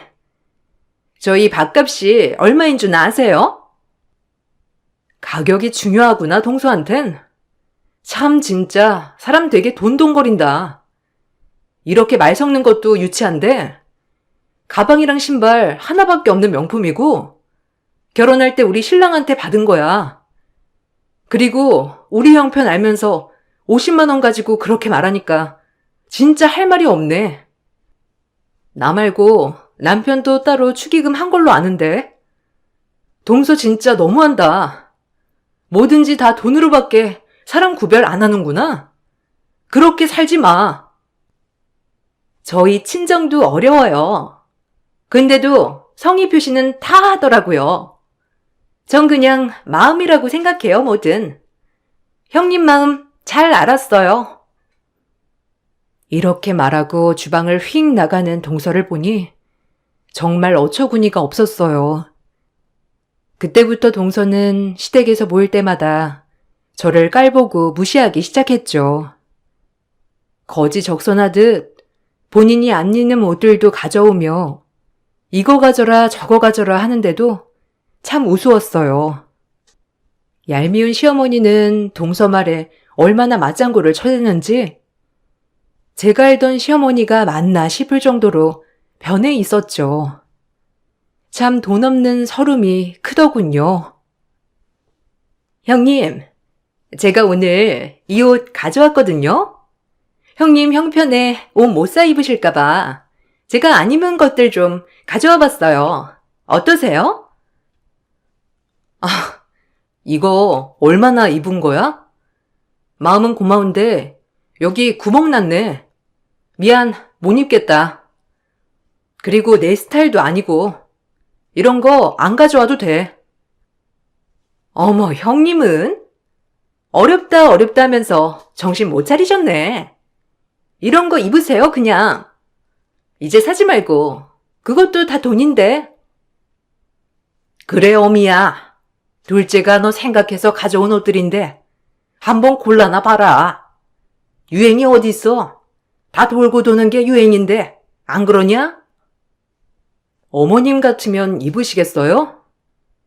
동서, 괜찮으니까 안 가져와도 돼. 이건 진짜 줘도 못 입을 정도다. 헌우 수고함에도 가지 못할 옷을. 참. 이 말을 끝마치고 전 진통이 왔습니다. 양수가 터져 부랴부랴 산부인과에 갔죠.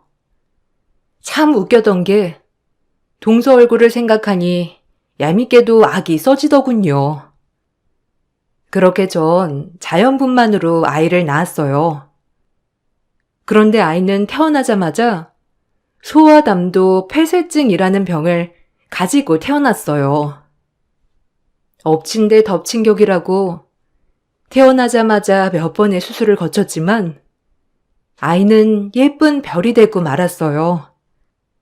얼마나 상심이 크던지 정말 말로 다 못하는 상황이었죠. 아마 아이를 잃어본 심정이라면 아마 다들 아실 거예요. 정말 사는 게 아니었어요. 언제까지 이렇게 울기만 할 거야? 이제 형편도 좀 나아졌는데, 운동도 하고, 웃음도 찾고 그러자, 어? 계속 슬퍼만 하면 어떡해? 나 때문이야. 내가 뱃속에서 잘 품지 못해서 그런 거야. 다 내가 죄지. 왜 나를 데려가지? 하필이면 우리 아기를. 그런 말이 어딨어. 그런 소리 할 거면 그만해. 그리고 네가 왜 잘못이야? 그게 그 아이 운명이었던 걸. 이자 잘 보내주자. 남편은 절 위로했지만 도저히 전 위로가 되지 않았어요. 그렇게 1년쯤 허망한 세월을 보냈고 전 입양을 결심했죠. 우리 별이 된 아들과 같은 불쌍한 아이를 입양하고 내 힘으로 길러보고 싶었거든요. 그렇게 남편과 합의 후 아이를 입양했습니다. 입양할 때 4살이었지만 아이는 꽤 똑똑했고 밝게 자라주었어요. 다행히 시댁에서도 굉장히 예뻐해 주셨습니다.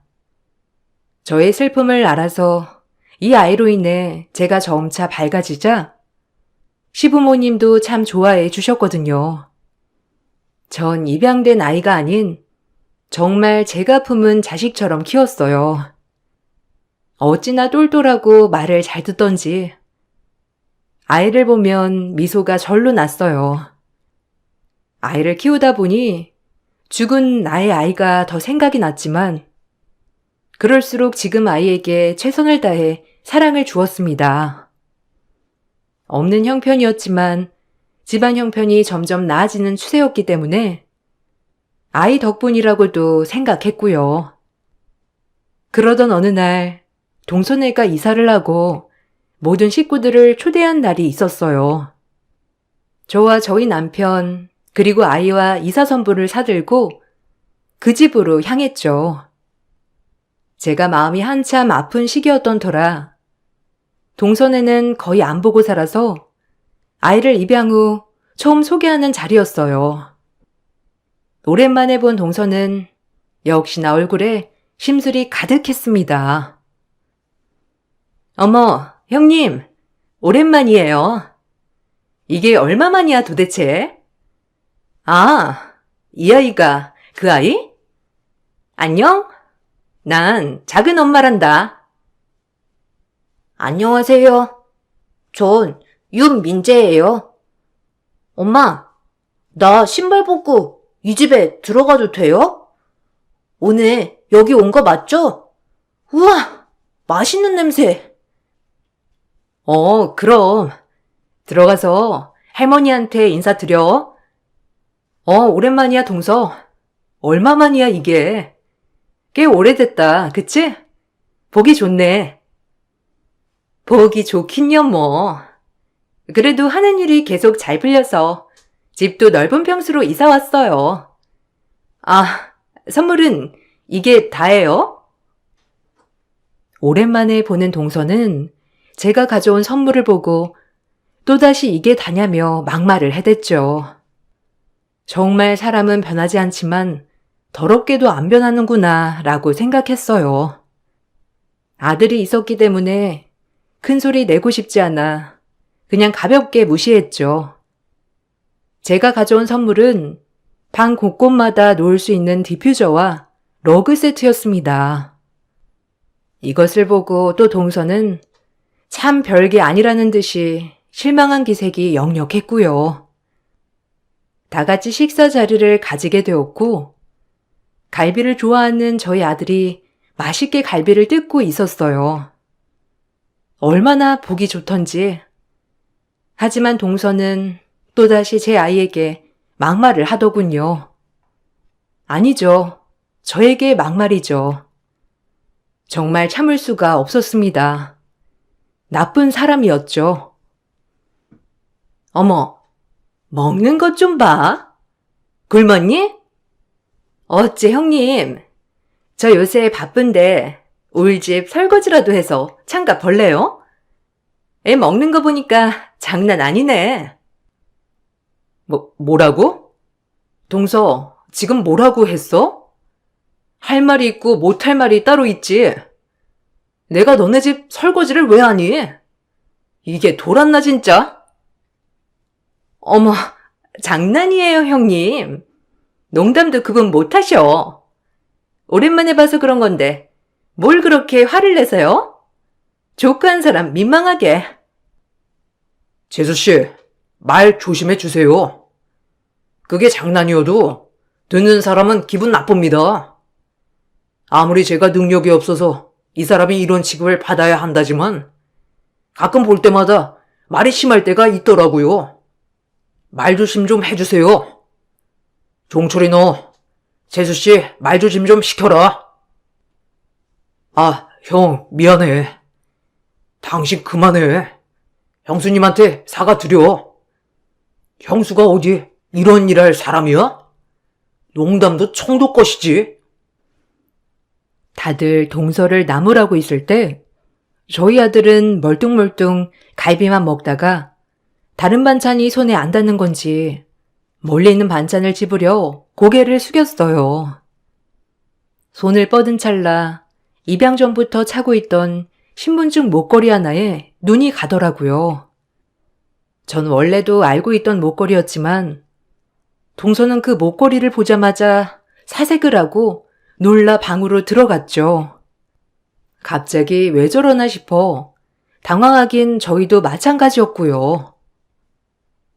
아니, 여보, 왜 그래? 문 좀 열어봐.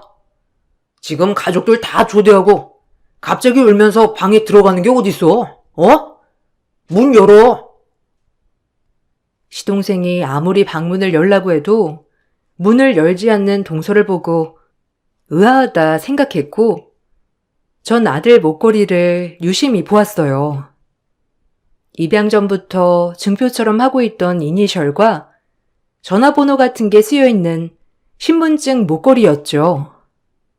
아들이 워낙 애착 목걸이처럼 차고 있어서 그냥 그런가 보다 했는데 그 전화번호 뒷자리가 눈에 띄게 낯이 익더라고요. 그날따라. 알고 보니 전화번호 같은 숫자는 동서의 생년월일과 아이의 생년월일이 합쳐져 있는 숫자였죠. 전 순간 조합을 해보고 너무 당황했고 정말 혹시나 하는 마음으로 그날 집에 갈 때 동서의 칫솔을 챙겼어요. 그리고 곧장 집으로 가 아들의 칫솔을 유전자 검사를 맡겼습니다. 얼마나 똥줄이 타던지 기다리는 과정에서도 설마 정말 아닐 거다. 이제 내가 별 미친 짓을 다 하는구나 라고 생각하며 아닐 거라 믿었죠. 하지만 결과는 친자 확률 99.9%였어요. 동서가 낳은 아이가 제가 입양한 아이였습니다. 얼마나 당황스럽고 이런 우연이 있는지 싶었죠. 전 이것을 가지고 바로 동서네로 찾아갔어요. 그리고 동서에게 유전자 감식 결과 종이를 던지고 소리를 냅다 질렀죠. 뻔뻔한 것. 애 버리고 이렇게 쇼하고 사니까 좋니? 네 벌 네가 받은 거야. 네 애가 이렇게 네 앞에 나타날 줄 몰랐지? 형님, 아니 오해예요. 제가 다 설명드릴게요. 그러니까 제발 아무한테도 말씀하지 말아주세요. 네? 제발요, 형님.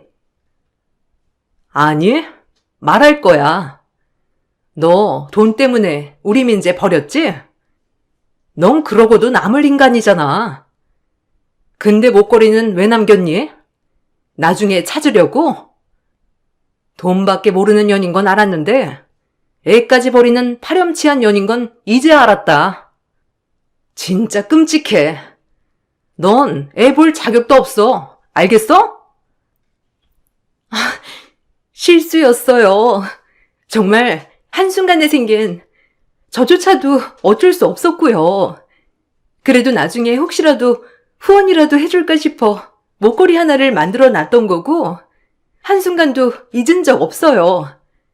제발 비밀로 해주세요. 네? 이제 쥐 죽은 듯 살게요. 정말로요. 아니, 그렇게 못하지. 민재가 무슨 죄니? 그리고 서방님은 끔찍해. 너 민재한테 미안하긴 하니? 아니, 모든 걸 속이고 시집와서 서방님한테 죄책감 안 들었어? 난 민재 내 자식이 아니라고 생각한 적 단 한 번도 없어. 그리고 너같이 뻔뻔한 거 나 가만 못 둬. 아니 형님, 진짜 왜 이래요? 내가 가만히 있을 것 같아요? 우리 민재 그래도 누구 때문에 형님이랑 사는 건데 나한테 고마워해야지. 전 동서 말이 끝나자마자 따귀를 날렸습니다. 그 입에서 민재라는 단어가 나오니까 너무 화가 났거든요. 자식 버리고 뻔뻔하게 아무렇지 않게 시집와서 저렇게 당당하게 굴다니 온몸이 부들부들 떨리는 것 같았어요. 맘 같아선 머리 끄덩이라도 잡고 내동댕이 치고 싶었지만 정말 꾹꾹 견뎌냈어요. 동서는 저에게 뺨을 맞고 당황했는지 말도 못하더라고요. 참 가증스러웠죠. 너 더 맞고 싶지 않으면 입 다물어. 그리고 민재 얘기 입에 올리지 마. 네가 그럴 자격이나 있니? 이 버러지만도 못한 것. 너같이 악마 같은 사람한테 우리 천사 같은 민재가 태어난 게 참 아이러니하다. 넌 끝장을 봐야 정신 차리지? 안 그러니? 전 이 말을 끝으로 시댁에 곧장 향했고 시어머니에게 유전자 검사 결과를 보여드렸습니다. 시어머니는 놀라 뒤로 자빠지셨고 당장 이혼을 시켜야 한다며 길길이 날뛰었죠. 서방님도 이 사실을 알고 이혼 소송을 걸었고요. 얼마나 웃기던지. 동서는 울고불고 매달리며 서방님을 붙잡았지만 한 번 돌아선 서방님의 마음은 돌릴 수가 없었어요. 저 역시도 정말 끔찍하더군요. 여보, 제발 내 말 좀 들어봐. 미안해. 한순간의 실수였어. 그래서 낳은 거야. 어? 그러니까 나 버리지 마. 제발. 아니, 끔찍해. 날 속이고 네가 여기까지 왔다는 거 보면 네가 얼마나 무서운 앤지 이제 알았어. 도저히 용서 못하니까 이혼해. 그리고 위자료 청구 소송 할 거야. 그리고 형수님한테 넌 평생 사죄하고 살아. 네가 버린 애 그렇게 거둬주신 분이니까 알겠어? 제발 나 좀 용서해줘. 나 그때 정말 어렸단 말이야, 진짜. 그리고 내가 그 애 후원해 주려고 했어. 양심이 있지. 넌 걔를 버릴 때부터 이미 양심을 저버린 년이야. 알겠어? 소름 돋으니까 더 이상 말도 섞고 싶지 않아. 내 집에서 당장 나가. 내가 왜 나가? 나 절대 못 나가. 그리고 이혼 못 해. 내가 누구 좋으라고 이혼을 해? 당신 포기 절대 안 해. 내가 어떻게 결혼했는데? 그렇게 서방님은 결혼 취소 소송을 하게 되었고, 서방님은 한동안 정신병원에 다니며 심리 치료를 받았죠. 다행인 건 동서의 유책 사유로 인해 위자료도 많이 받았고 결혼도 무효가 되었어요. 그래도 서방님 마음은 참 마음이 아니었겠지만요. 그리고 전 차마 아이를 데리고 매번 시댁에 왔다 갔다 할 수가 없었죠. 어머님이 아이를 볼 때마다 혹시라도 동서 얼굴을 떠올릴까봐 불안했거든요. 전 제가 책임지고 제 자식으로 입양했기에 사태가 이 지경이 되었더라도 절대 아이를 포기할 순 없었어요. 그럼 아이는 2번 상처를 받는 셈이 되니까요. 다행히 시부모님은 절 이해해 주셨고 남편 또한 저에게 신경 쓰지 말라며 제 마음을 놓이게 해주었죠. 동서는 서방님과 혼인 취소 소송을 한 후 정말 뻔뻔하게도 아이를 다시 데려가겠다며 저에게 으름장을 엄포했어요. 얼마나 뻔뻔하기 짝이 없던지 자기 혼자 죽을 순 없다는 마인드 같았어요. 심술 맞은 그 마인드 어디 갈까요? 아이, 제가 데려가야겠어요. 이렇게 된 마당에 아이라도 제가 키워야죠. 안 그래요? 남의 손에 어떻게 맡겨? 가뜩이나 형님한테. 미친 거 아니니? 네가 그럴 자격이 있다고 생각해? 절대 안 돼. 넌 내가 소송해서라도 절대 가만 안 둘 줄 알아. 전 소송을 걸었고 다행히도 동서에겐 아이에 대한 모든 권한이 없었습니다. 이미 버렸기 때문이죠. 그리고 전 아이에 대해 접근금지 신청을 걸었고 동서는 서방님에게 줄 위자료와 함께 거의 파산 직전에 이르렀다고 들었어요. 어찌나 저에게 한 번만 사정을 하는지 돈 좀 해달라고요. 정말 믿기시나요? 어찌 그렇게 뻔뻔하던지 웃기더군요. 웃음도 나왔고요. 저 새 출발하게. 그럼 돈 좀 해주세요. 이렇게 된 거 다 형님 때문이잖아요. 안 그래요? 그냥 불쌍한 사람 적선한다고 치고 해주세요. 진짜 상대할 가치가 없다. 너 취직하는 데마다 쫓아다니면서 애 버리고 아주 파렴치하게 살고 있다고 떠벌리기 전에 꺼져. 제 말이 무서웠는지 동서는 그 후로 지금까지도 종적을 감췄어요. 참 모진 사람이에요. 자기 아들이 보고 싶지도 않은 걸 보면 확실히 보통 사람은 아니라고 생각이 들었죠. 다행히도 시댁에선 아이가 누구의 아들인지 알면서도 잘 받아주었습니다. 인연이 닿아서 우리 가족이 된 애를 어떻게 내치겠니? 물론 지금이야 생각이 안 날 수가 없겠지만 점차 잊혀지겠지. 나도 민재 우리 손자 아니라고 생각한 적은 없다. 그러니까 어미도 기운 차리고 그만 눈치 봐. 아이고, 참 마음이 약해서 너는. 감사합니다. 그래도 어머님도 힘드실 텐데. 근데 제 아들이에요, 민재, 정말. 제가 잘 키울게요. 감사해요, 어머님. 그래, 우리 아들이니까 눈치 보지 말고 우리가 잘 키워내자. 민재 친부모가 누군지 우린 중요하지 않았잖아. 다행히 저를 지지해주는 식구들 덕분에 아이를 잘 키워냈죠. 그리고 전 지금 제 아들 민재 유학길에 따라 캐나다에 와 있습니다. 이상하게 민재가 저희 집에 선물처럼 온 그날부터 저희 집은 살림살이가 엄청 펴졌어요. 가게도 다시 잘 되고 남편 사업도 점차 확장이 됐죠. 진짜 가난해서 앞길이 안 보이는 날도 있었는데 우리 선물 같은 민재로 인해 이렇게 행복하게 살고 있나 싶은 생각도 들어요. 단 한 번도 제 아들이라고 생각을 안 해본 적이 없기 때문에 지금도 저에게 제 하나밖에 없는 아들입니다. 그런 아들이 커서 벌써 16살이 되었어요. 가끔 속상하게 할 때도 있고 기쁘게 할 때도 있지만 아들을 보고 있으면 얼마나 마음이 따뜻해지는지 몰라요. 남편도 이제 곧 사업을 뒤로하고 캐나다에 잠깐 왔다 가기로 했어요. 그렇게 저희는 세상 단 하나뿐인 가정으로 발돋움하고 있죠.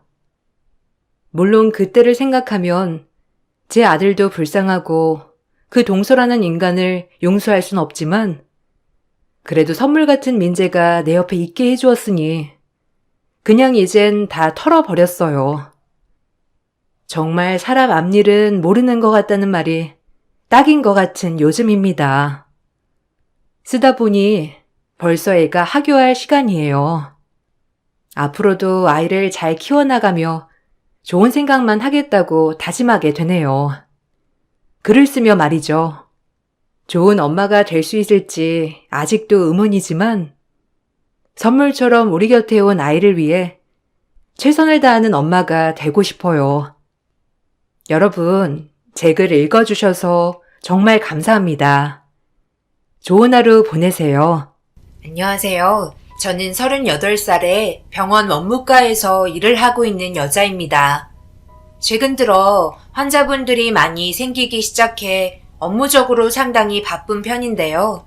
당직 근무도 있다 보니 일이 고돼서 그런지 함께 일하던 직원이 그만두게 되면서 체력적인 한계에 부딪힌 상태입니다. 직원을 구하겠다는 말은 하고 있지만 요즘에는 병원에서 근무하려는 사람들이 거의 없어요. 그 이유가 말 안 해도 아시겠지만 병원에서 근무한다는 자체가 위험에 노출이 되어서 그런지 면접 오는 사람들도 거의 없더라고요. 간혹가다 면접을 보러 와도 병원에 밀집되어 있는 환자들을 보고 기겁해서 도망치기 바쁩니다. 그만큼 현재 병원은 많은 사람들에게 위험한 곳으로 인식이 되어 있네요. 이렇게 힘든 와중에 정말 충격적인 일들이 저에게 다가왔어요. 그리고 엄청난 사실을 알게 되는 사건에 휘말리게 되었습니다. 여러분들께서는 어떻게 생각하고 계신지 정말 궁금하네요. 제가 겪은 사연을 들어주시고 의견 주시면 감사하겠습니다. 지금으로부터 한 2년 전쯤이었을 거예요. 남편과 결혼 이후 각자의 위치에서 정말 열심히 일하며 지내고 있었고 어느 날 남편과 함께 외식을 하던 도중 저에게 진지한 표정으로 분위기를 이끌어 나가면서 대화를 했어요. 내가 그동안 정말 많은 고민을 했었는데 나에게는 둘도 없는 기회이고 이번 일만 잘 해결되면 앞으로 좀 더 많은 일을 접할 수 있어서 어렵게 생각한 뒤에 당신한테 얘기한 거니까 내 의견을 존중해줬으면 좋겠어. 해외로 파견 나가야 할 것 같은데 해외에서 2년 정도 취재 활동을 해야 할 것 같아. 그래도 나를 믿고 일을 시켰는데 거절할 수 없을 것 같아서. 뭐라고? 우리 지금 결혼한 지 1년밖에 안 됐는데 2년을 해외에서 지내겠다는 소리야? 무슨 군대 갔다 오는 것도 아니고 2년의 시간이 적은 편이 아니잖아. 꼭 가야만 하는 거야? 내가 힘들 거라는 건 생각은 안 해봤어? 나는 반대하고 싶은데. 아무리 좋은 기회라고는 하지만 꼭 그 길을 걸어야 앞으로의 인생길이 좋은 방향으로 흘러가는 건 아닌 것 같은데. 특파원은 기자 중에서도 선망의 대상이 되고 있는 거 몰라? 어려움이 많을 수는 있겠지. 시차도 그렇고 현지 생활을 하면서 경제적으로 어려움도 뒤따를 수도 있긴 하지만 내가 외국어가 안 되는 것도 아니고 다방면으로 지식도 많은 걸 본사에서도 인정해 줬기 때문에 기회를 준 건데 내칠 필요는 없잖아. 내가 그랬지. 많은 고민을 하고 당신한테 얘기하는 거라고. 남편은 제 의견을 듣고 싶은 것보다 자기는 벌써 결정했으니 그런 줄 알고 있어라는 식의 말투로 대화를 이어나갔습니다. 그냥 무작정의 통보식이어서 당황하기만 했고 무슨 말을 해야 할지 몰라 말문이 막혀버렸어요. 결혼한 지 1년 만에 해외로 나간다는 게 너무 황당하고 혼자 결정할 거면 왜 저랑 결혼했는지 이해하지 못했습니다. 회사 사람들에게 인정을 받은 거에 대해서는 좋은 점수를 줄 수 있겠지만 이번 일을 계기로 계속해서 해외에서만 지낸다면 결혼이 아무 의미가 없을 것 같아 저는 반대를 하게 되었어요. 그렇게 많은 돈을 바라는 것도 아니고 그저 평범하게 살면서 둘이서 함께 할 수 있는 시간을 최대한 많이 가지고 싶었는데 저와의 반대되는 의견 충돌로 인해 예상하지 못한 고민이 생기고 말았습니다. 그렇게 며칠 내내 남편과 저는 계속해서 이 문제로 다투게 되었어요. 남편이 잘 되는 건 당연히 좋은 거겠지만 삶에 있어서 돈만 쫓다 보면 정작 지켜야 할 사람이 있다는 책임감 또한 무뎌질 것 같아 해외 파견은 안 된다며 단호하게 거절했습니다. 그러자 이 문제가 양가 집안의 고민거리로 번지게 되면서 난감한 상황이 발생되고 말았습니다. 얘, 네가 뭐가 그리 잘났다고 우리 아들 앞날을 막으려 드는 거야? 집안의 가장이 잘 돼야 모든 게 좋아지는 거 몰라? 어찌 된 겐 네 생각만 하는 거니? 내 아들이 하는 일이 기자이고 좋은 조건이 들어왔으면 당연히 해야 되는 걸 감히 우리 아들을 막아서려 들어? 하루 이틀 살 것도 아니고 평생 함께 할 텐데 그거 잠깐 못 참아서 이런 난리를 피운 거야? 어머님, 그게 아니잖아요. 해외에서 일을 한다는 자체가 쉬운 문제는 아니라고요. 2년 동안 해외에서 지내야 하는데 제가 알아본 바로는 위험 요소도 상당히 많다고 그랬어요. 국내에도 할 일이 얼마나 많은데 굳이 떠나야 한다는 건 저도 이해할 수 없겠어요. 당연히 결혼을 하지 않았다면 상관없겠죠. 하지만 서로 사랑을 해서 결혼을 했고 의견이 다르다면 최대한 현재의 상황에 좋은 방향으로 계획을 하고 함께 나가야 하는데 이건 무조건 제 의견은 묵살한 채 하고 싶은 대로 하겠다는 거잖아요. 이럴 거면 그냥 혼자 살지 왜 저랑 결혼했는지 도저히 이해할 수가 없네요. 저는 무조건 반대 입장이에요. 이 말이 끝나자마자 시모는 난리를 쳤고 점점 험악해지는 분위기가 무서워 좀 더 생각해보고 결정하겠다며 진정시킨 뒤 겨우 시모를 돌려보냈습니다. 시댁 집안은 자기 아들이라고 무조건 감싸돌면서 편을 들어줬고 저희 부모님 또한 제 입장에서 의견을 내세우셨지만 남편의 입장에서도 많이 고려하셨어요. 기자로선 선망의 대상이 될 정도로 욕심이 날 법하다고 난감하다는 말을 했었습니다. 결국 남편이 너무나도 가고 싶어 하길래 더 이상 말려봤자 소용이 없을 것 같아 어쩔 수 없이 허락해 주었네요. 결국 남편은 해외로 파견을 나가 근무를 하게 되었어요. 처음에는 크게 와닿지 않았는데 점점 시간이 지날수록 반복되는 일상에 남편의 빈자리는 더욱더 크게 다가왔고 믿기 힘들 정도로 우울증이 찾아오기 시작했어요. 밖에서는 일적인 대화 외에는 아무 말도 하지 않는데 집에 들어오면 홀로 남겨진 집에서의 생활이 점점 지쳐가고 있었습니다. 제가 알아본 바로는 2년 동안 특파원 생활을 해도 때 되면 잠시 국내로 들어왔다가 나오는 줄 알고 있었는데 남편의 말은 달랐어요. 2년 동안 국내로 못 들어온다는 사실이 저를 더 힘들게 만들었네요. 고작 3개월 정도 지난 건데도 너무 괴롭고 버틸 수가 없었어요. 그만큼 남편에게 의지를 많이 했었고 마음의 준비도 되지 않은 상태에서 결정할 시간도 짧았기 때문에 모든 상황들이 적응이 되지 않았었어요. 남편이 없는 동안 혼자서 시댁에 찾아가 명절도 지내야만 했는데 이때가 제일 서러웠네요. 내가 이번 명절은 서둘러서 찾아오려니까 왜 이렇게 늦은 거야? 큰애들 오래간만에 온다고 하는데 준비된 게 하나도 없잖니. 빨리 불 올리고 전부터 붙이거라. 시애미는 마을회관에 좀 다녀와야 되겠다. 네? 이 많은 걸 저 혼자 전부 다 붙이라고요? 오늘 다 하라는 건 아니시죠? 어머님 마을회관에는 왜 가시는데요? 왜 못해? 나 때는 그것보다 더 많은 양도 다 했는데 마을회관에 왜 가겠니? 돈 따러 가지. 지금 판 벌리다가 잠시 빠진 거잖아. 물 들어올 때 놓쳐야 하는 거 몰라? 한창 따고 있었는데 네가 하도 늦게 오는 바람에 리듬이 끊겼다. 가서 돈 잃으면 전부 다 너 탓인 거 알지? 돌아올 때까지 전부 다 끝내놓지 않으면 시애미가 잃은 돈 네가 메꿔줘야 한다. 알겠지? 잠시만요. 이대로 그냥 가시겠다는 거예요? 그러니까 저는 여기에 혼자 남아 이 많은 전을 붙이라고요? 말기 참 못 알아듣네. 그렇다니까. 여기에 너 말고 또 누가 있니?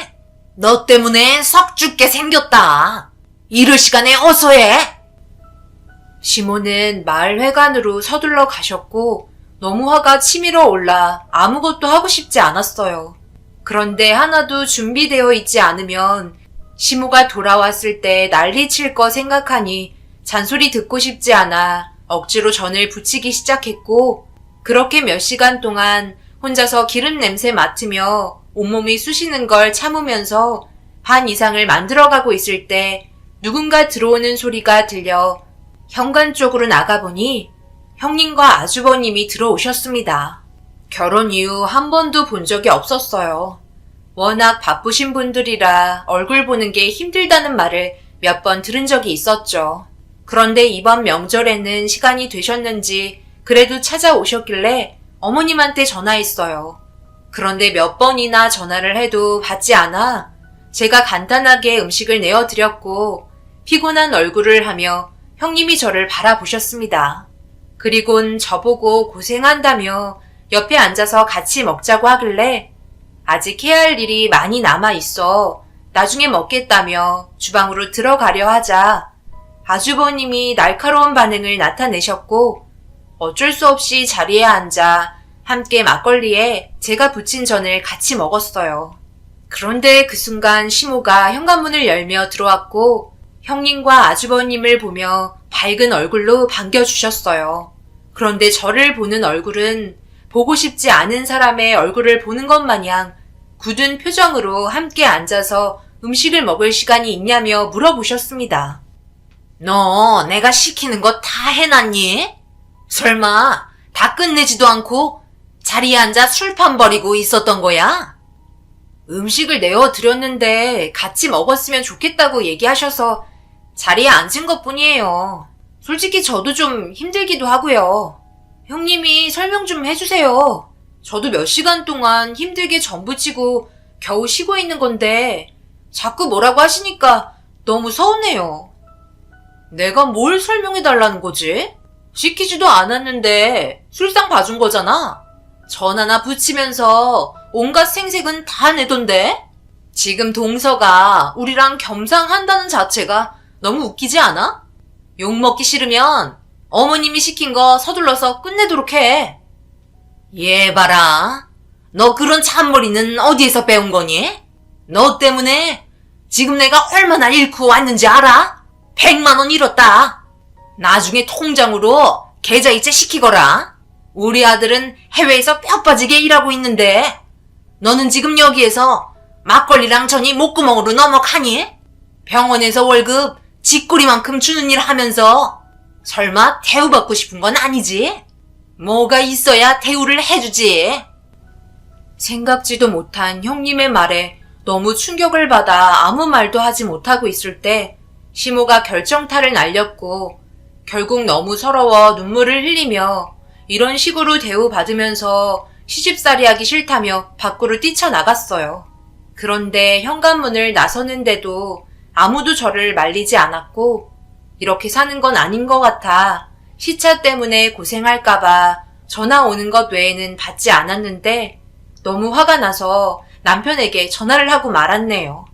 몇 번의 전화 끝에 남편의 목소리가 들리자마자 너무 서러워 눈에 눈물이 쏟아졌고 그동안 겪었던 일에 대해서 설명했어요.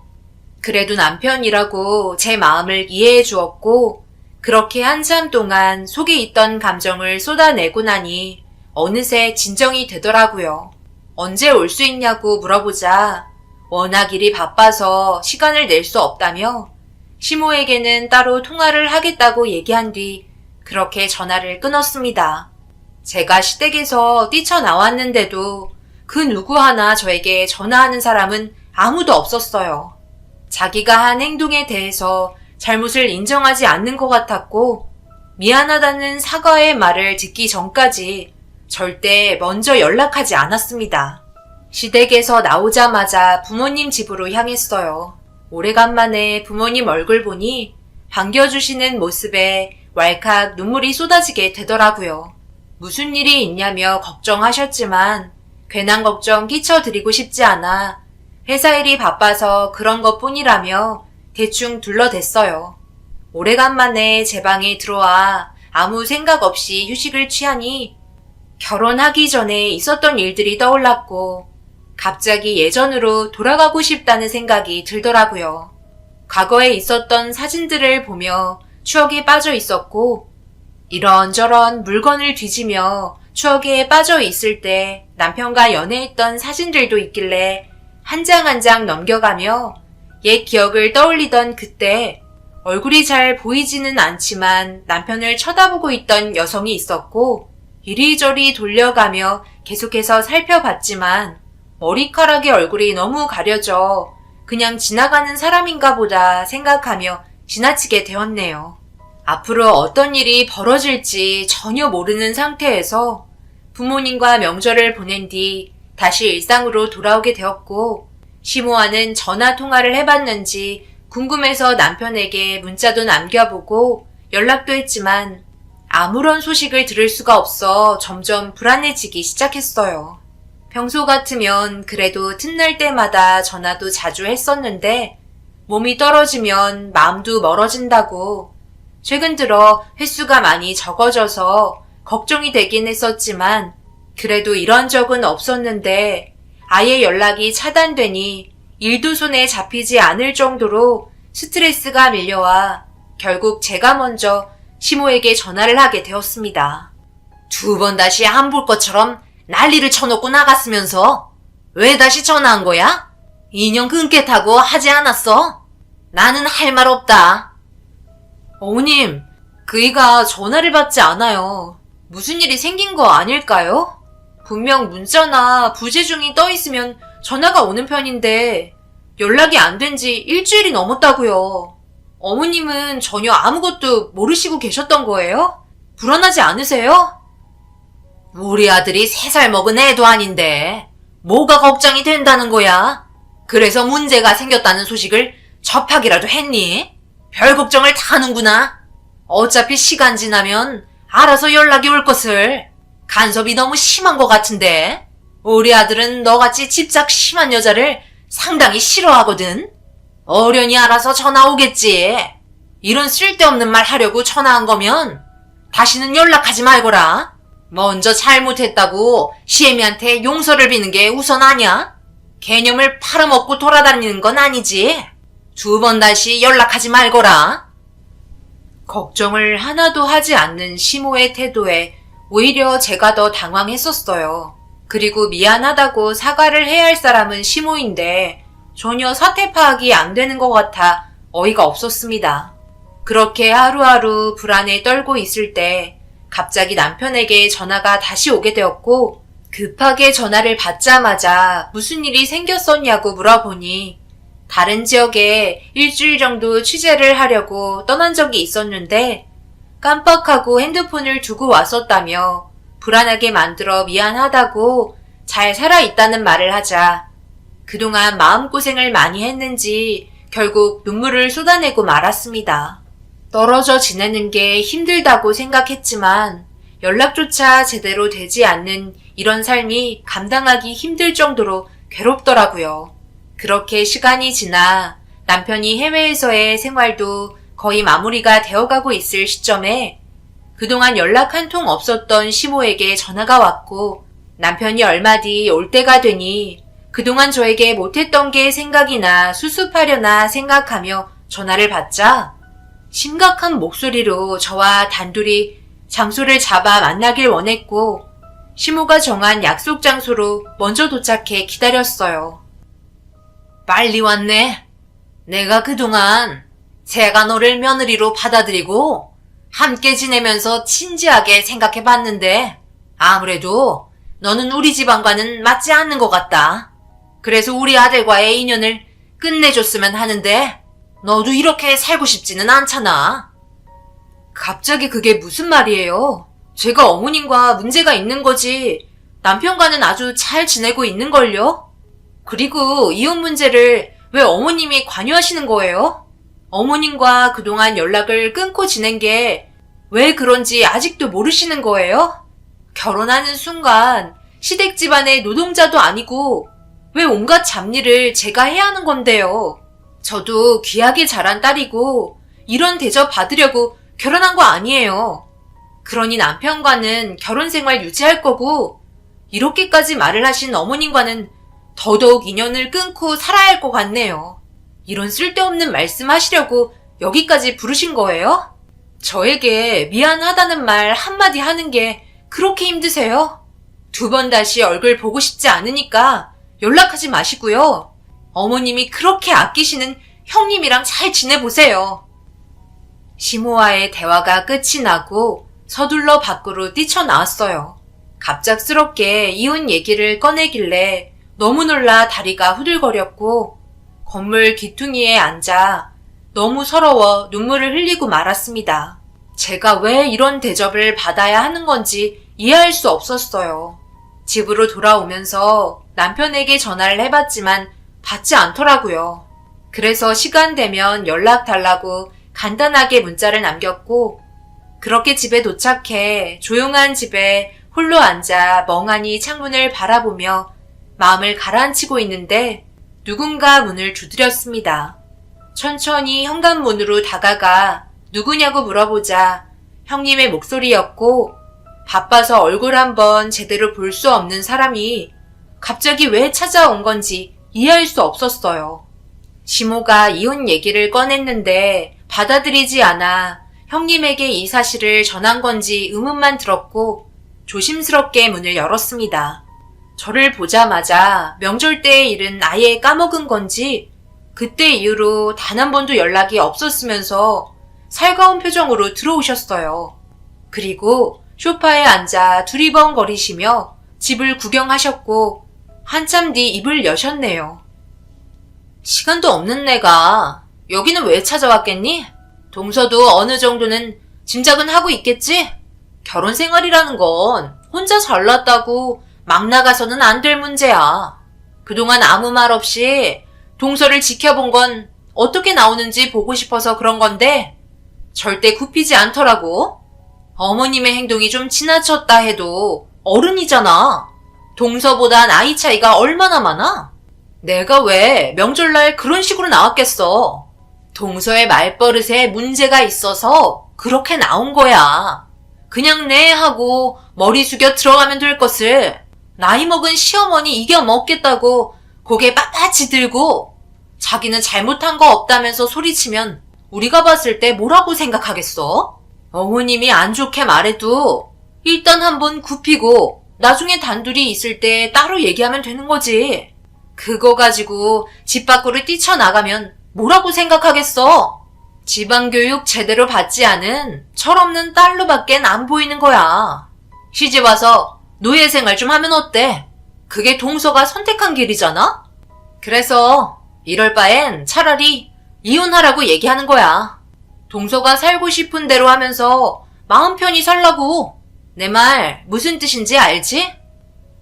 형님, 좀 배우신 분이라고 하셔서 그런지 가르치려고 하시는 성향이 상당히 강하신 것 같은데요.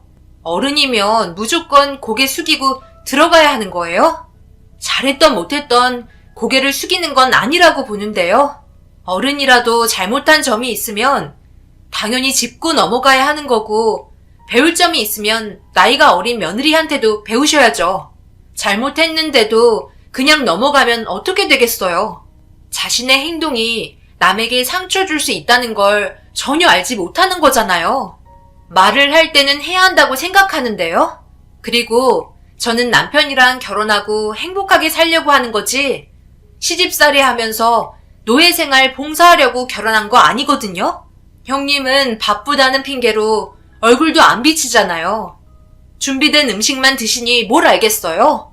그리고 엄청 바쁘시다면서 남의 일에는 간섭할 시간은 되시나 봐요? 남편과 저는 아무런 문제가 없는데 왜 자꾸 이혼을 하라는 건지 전혀 모르겠네요. 숨겨둔 며느리라도 있는 거예요? 들키기 전에 이혼해야 위자료 손해배상 물지 않으니까요? 이렇게 나오는 게 더 의심스러운 거 아시죠? 형님은 자기가 생각했던 거와 다르게 똑바로 쳐다보면서 당당하게 할 말 다 하는 모습에 당황했는지 말을 더듬기 시작하셨어요. 도대체 왜 자꾸 이혼을 하라고 부추기는 건지 도저히 알 수 없었지만 뭔가 찝찝한 느낌은 지울 수가 없었습니다. 그렇게 형님과의 대화가 끝이 난 뒤 저희 집에서 쫓아냈고 곧바로 남편에게 전화를 걸었어요. 하지만 받지 않아 점점 짜증이 고조되었고 심리적으로 너무 불안해지기 시작했습니다. 그렇게 다음날까지 연락도 없고 제가 보낸 문자에 답장도 하지 않아 화가 머리끝까지 올라온 상태에서 출근을 하게 되었고 잡생각이 떠오르는 게 너무 싫어 일에 열중하며 시간을 보내다 보니 어느새 저녁이 되어버렸고 그날은 당직이라 직원들과 저녁을 먹으려고 식당으로 향하려고 하던 도중 비명을 지르며 고통스러워하는 남자와 여자의 목소리가 병원 전체에 들리기 시작했어요. 난리가 난 상태의 상황 때문에 자연스럽게 환자들에게 시선이 꽂혔고 남자와 여자의 얼굴을 확인한 순간 충격적이게도 제 남편이 엄청 고통스러운 표정을 하며 괴로워하고 있었습니다. 너무 놀라 급하게 다가가니 어떤 여자와 떨어지지 못하고 붙어 있더라고요. 아직 국내에 들어오려면 한 달의 시간이 남았었는데 연락 한 통 없이 갑자기 병원에 들이닥친 걸 보니 너무 당황스러웠고 아무런 말도 나오지 않았어요. 두 사람 다 눈을 질끈 감고 있는데 상당히 고통스러워하는 모습에 눈에 들어온 건 두 사람이 입고 있는 옷차림이었습니다. 둘 다 목욕 가운을 입고 있었고 가운에 적혀있는 호텔 이름이 눈에 들어왔어요. 그 순간 두근거리는 심장 소리가 귀에까지 울려 퍼지며 옆에 있던 구급대원에게 어떻게 된 거냐고 물어보자 충격적이게도 강력 접착제를 안약으로 착각해 둘 다 눈에 넣었다가 이런 사태가 벌어졌다며 고통스러워하다가 손에 쥐고 있던 강력 접착제가 전부 흘러버려 머리카락과 얼굴에 전부 붙어버렸다는 엄청난 말을 듣게 되었어요. 남편이 왜 저에게 거짓말까지 하면서 의문의 여자와 호텔에 갔는지 전혀 이해할 수 없었고 상당히 심각해 보였어요. 저는 아무 말 없이 두 사람을 바라보고 있는데 일단 떨어뜨려 놔야 한다며 엉켜붙어 있던 머리를 가위로 자르기 시작했고 남편의 한쪽 팔이 의문의 여성의 하의로 손이 들어가 있어 떨어뜨리려 하는데 고통스러운지 의문의 여자가 비명을 지르더라고요. 그래서 급하게 하의를 제거하자 충격적이게도 강력 접착제 때문에 손 전체가 여자의 아랫배에 달라붙어 있었고 입이 다물어지지 않을 정도로 믿기지 않은 일이 벌어졌어요. 여자의 배가 불룩한 게 임신을 한 듯 만삭이 되어 있었고 여자는 고통스럽다며 진통까지 오고 있다고 난리를 치고 있었습니다.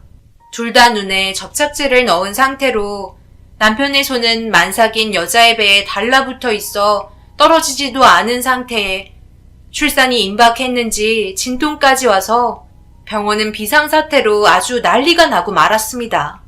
그런데 이런 와중에 남편의 입에서 나온 한마디에 결국 눈물을 흘리며 등을 돌리고 말았어요. 의문의 여자에게 자기라는 말을 하면서 저 몰래 다른 여자를 만나고 있었다는 걸 입증시켜주는 결정적인 한마디에 더 이상 제가 할 수 있는 건 아무것도 없었습니다. 그리고 머릿속으로 스친 시모와 형님이 떠올랐고 모든 걸 알고 있었다는 게 확인이 되는 순간이었어요. 왜 그토록 이혼을 시키려고 했는지 이제야 이해가 되었습니다. 그런데 의문의 여자는 분명 어디에서 많이 본 것 같은 얼굴이라 다시 한번 자세히 보니 사진에 있던 여자의 모습이 떠올랐고 둘은 제가 알지 못하는 또 다른 관계가 있을 거라고 생각해 시댁에 무작정 찾아갔어요. 갑자기 들이닥친 저를 보며 당황스러워하는 얼굴 표정에 들어오지 못하게 하길래 더욱더 수상해져 시모를 밀치며 난리를 치자 거실에는 시모와 나이대가 비슷한 여자가 앉아 있었고 얼굴을 보니 그제서야 모든 걸 알 수 있었어요. 병실에 실려온 여자의 엄마였고 그 순간 화장실에서 걸어 나온 한 사람은 형님이었네요. 모두가 한 통 속에 저를 속이고 있었다는 거에 더 이상 화를 참을 수 없었습니다.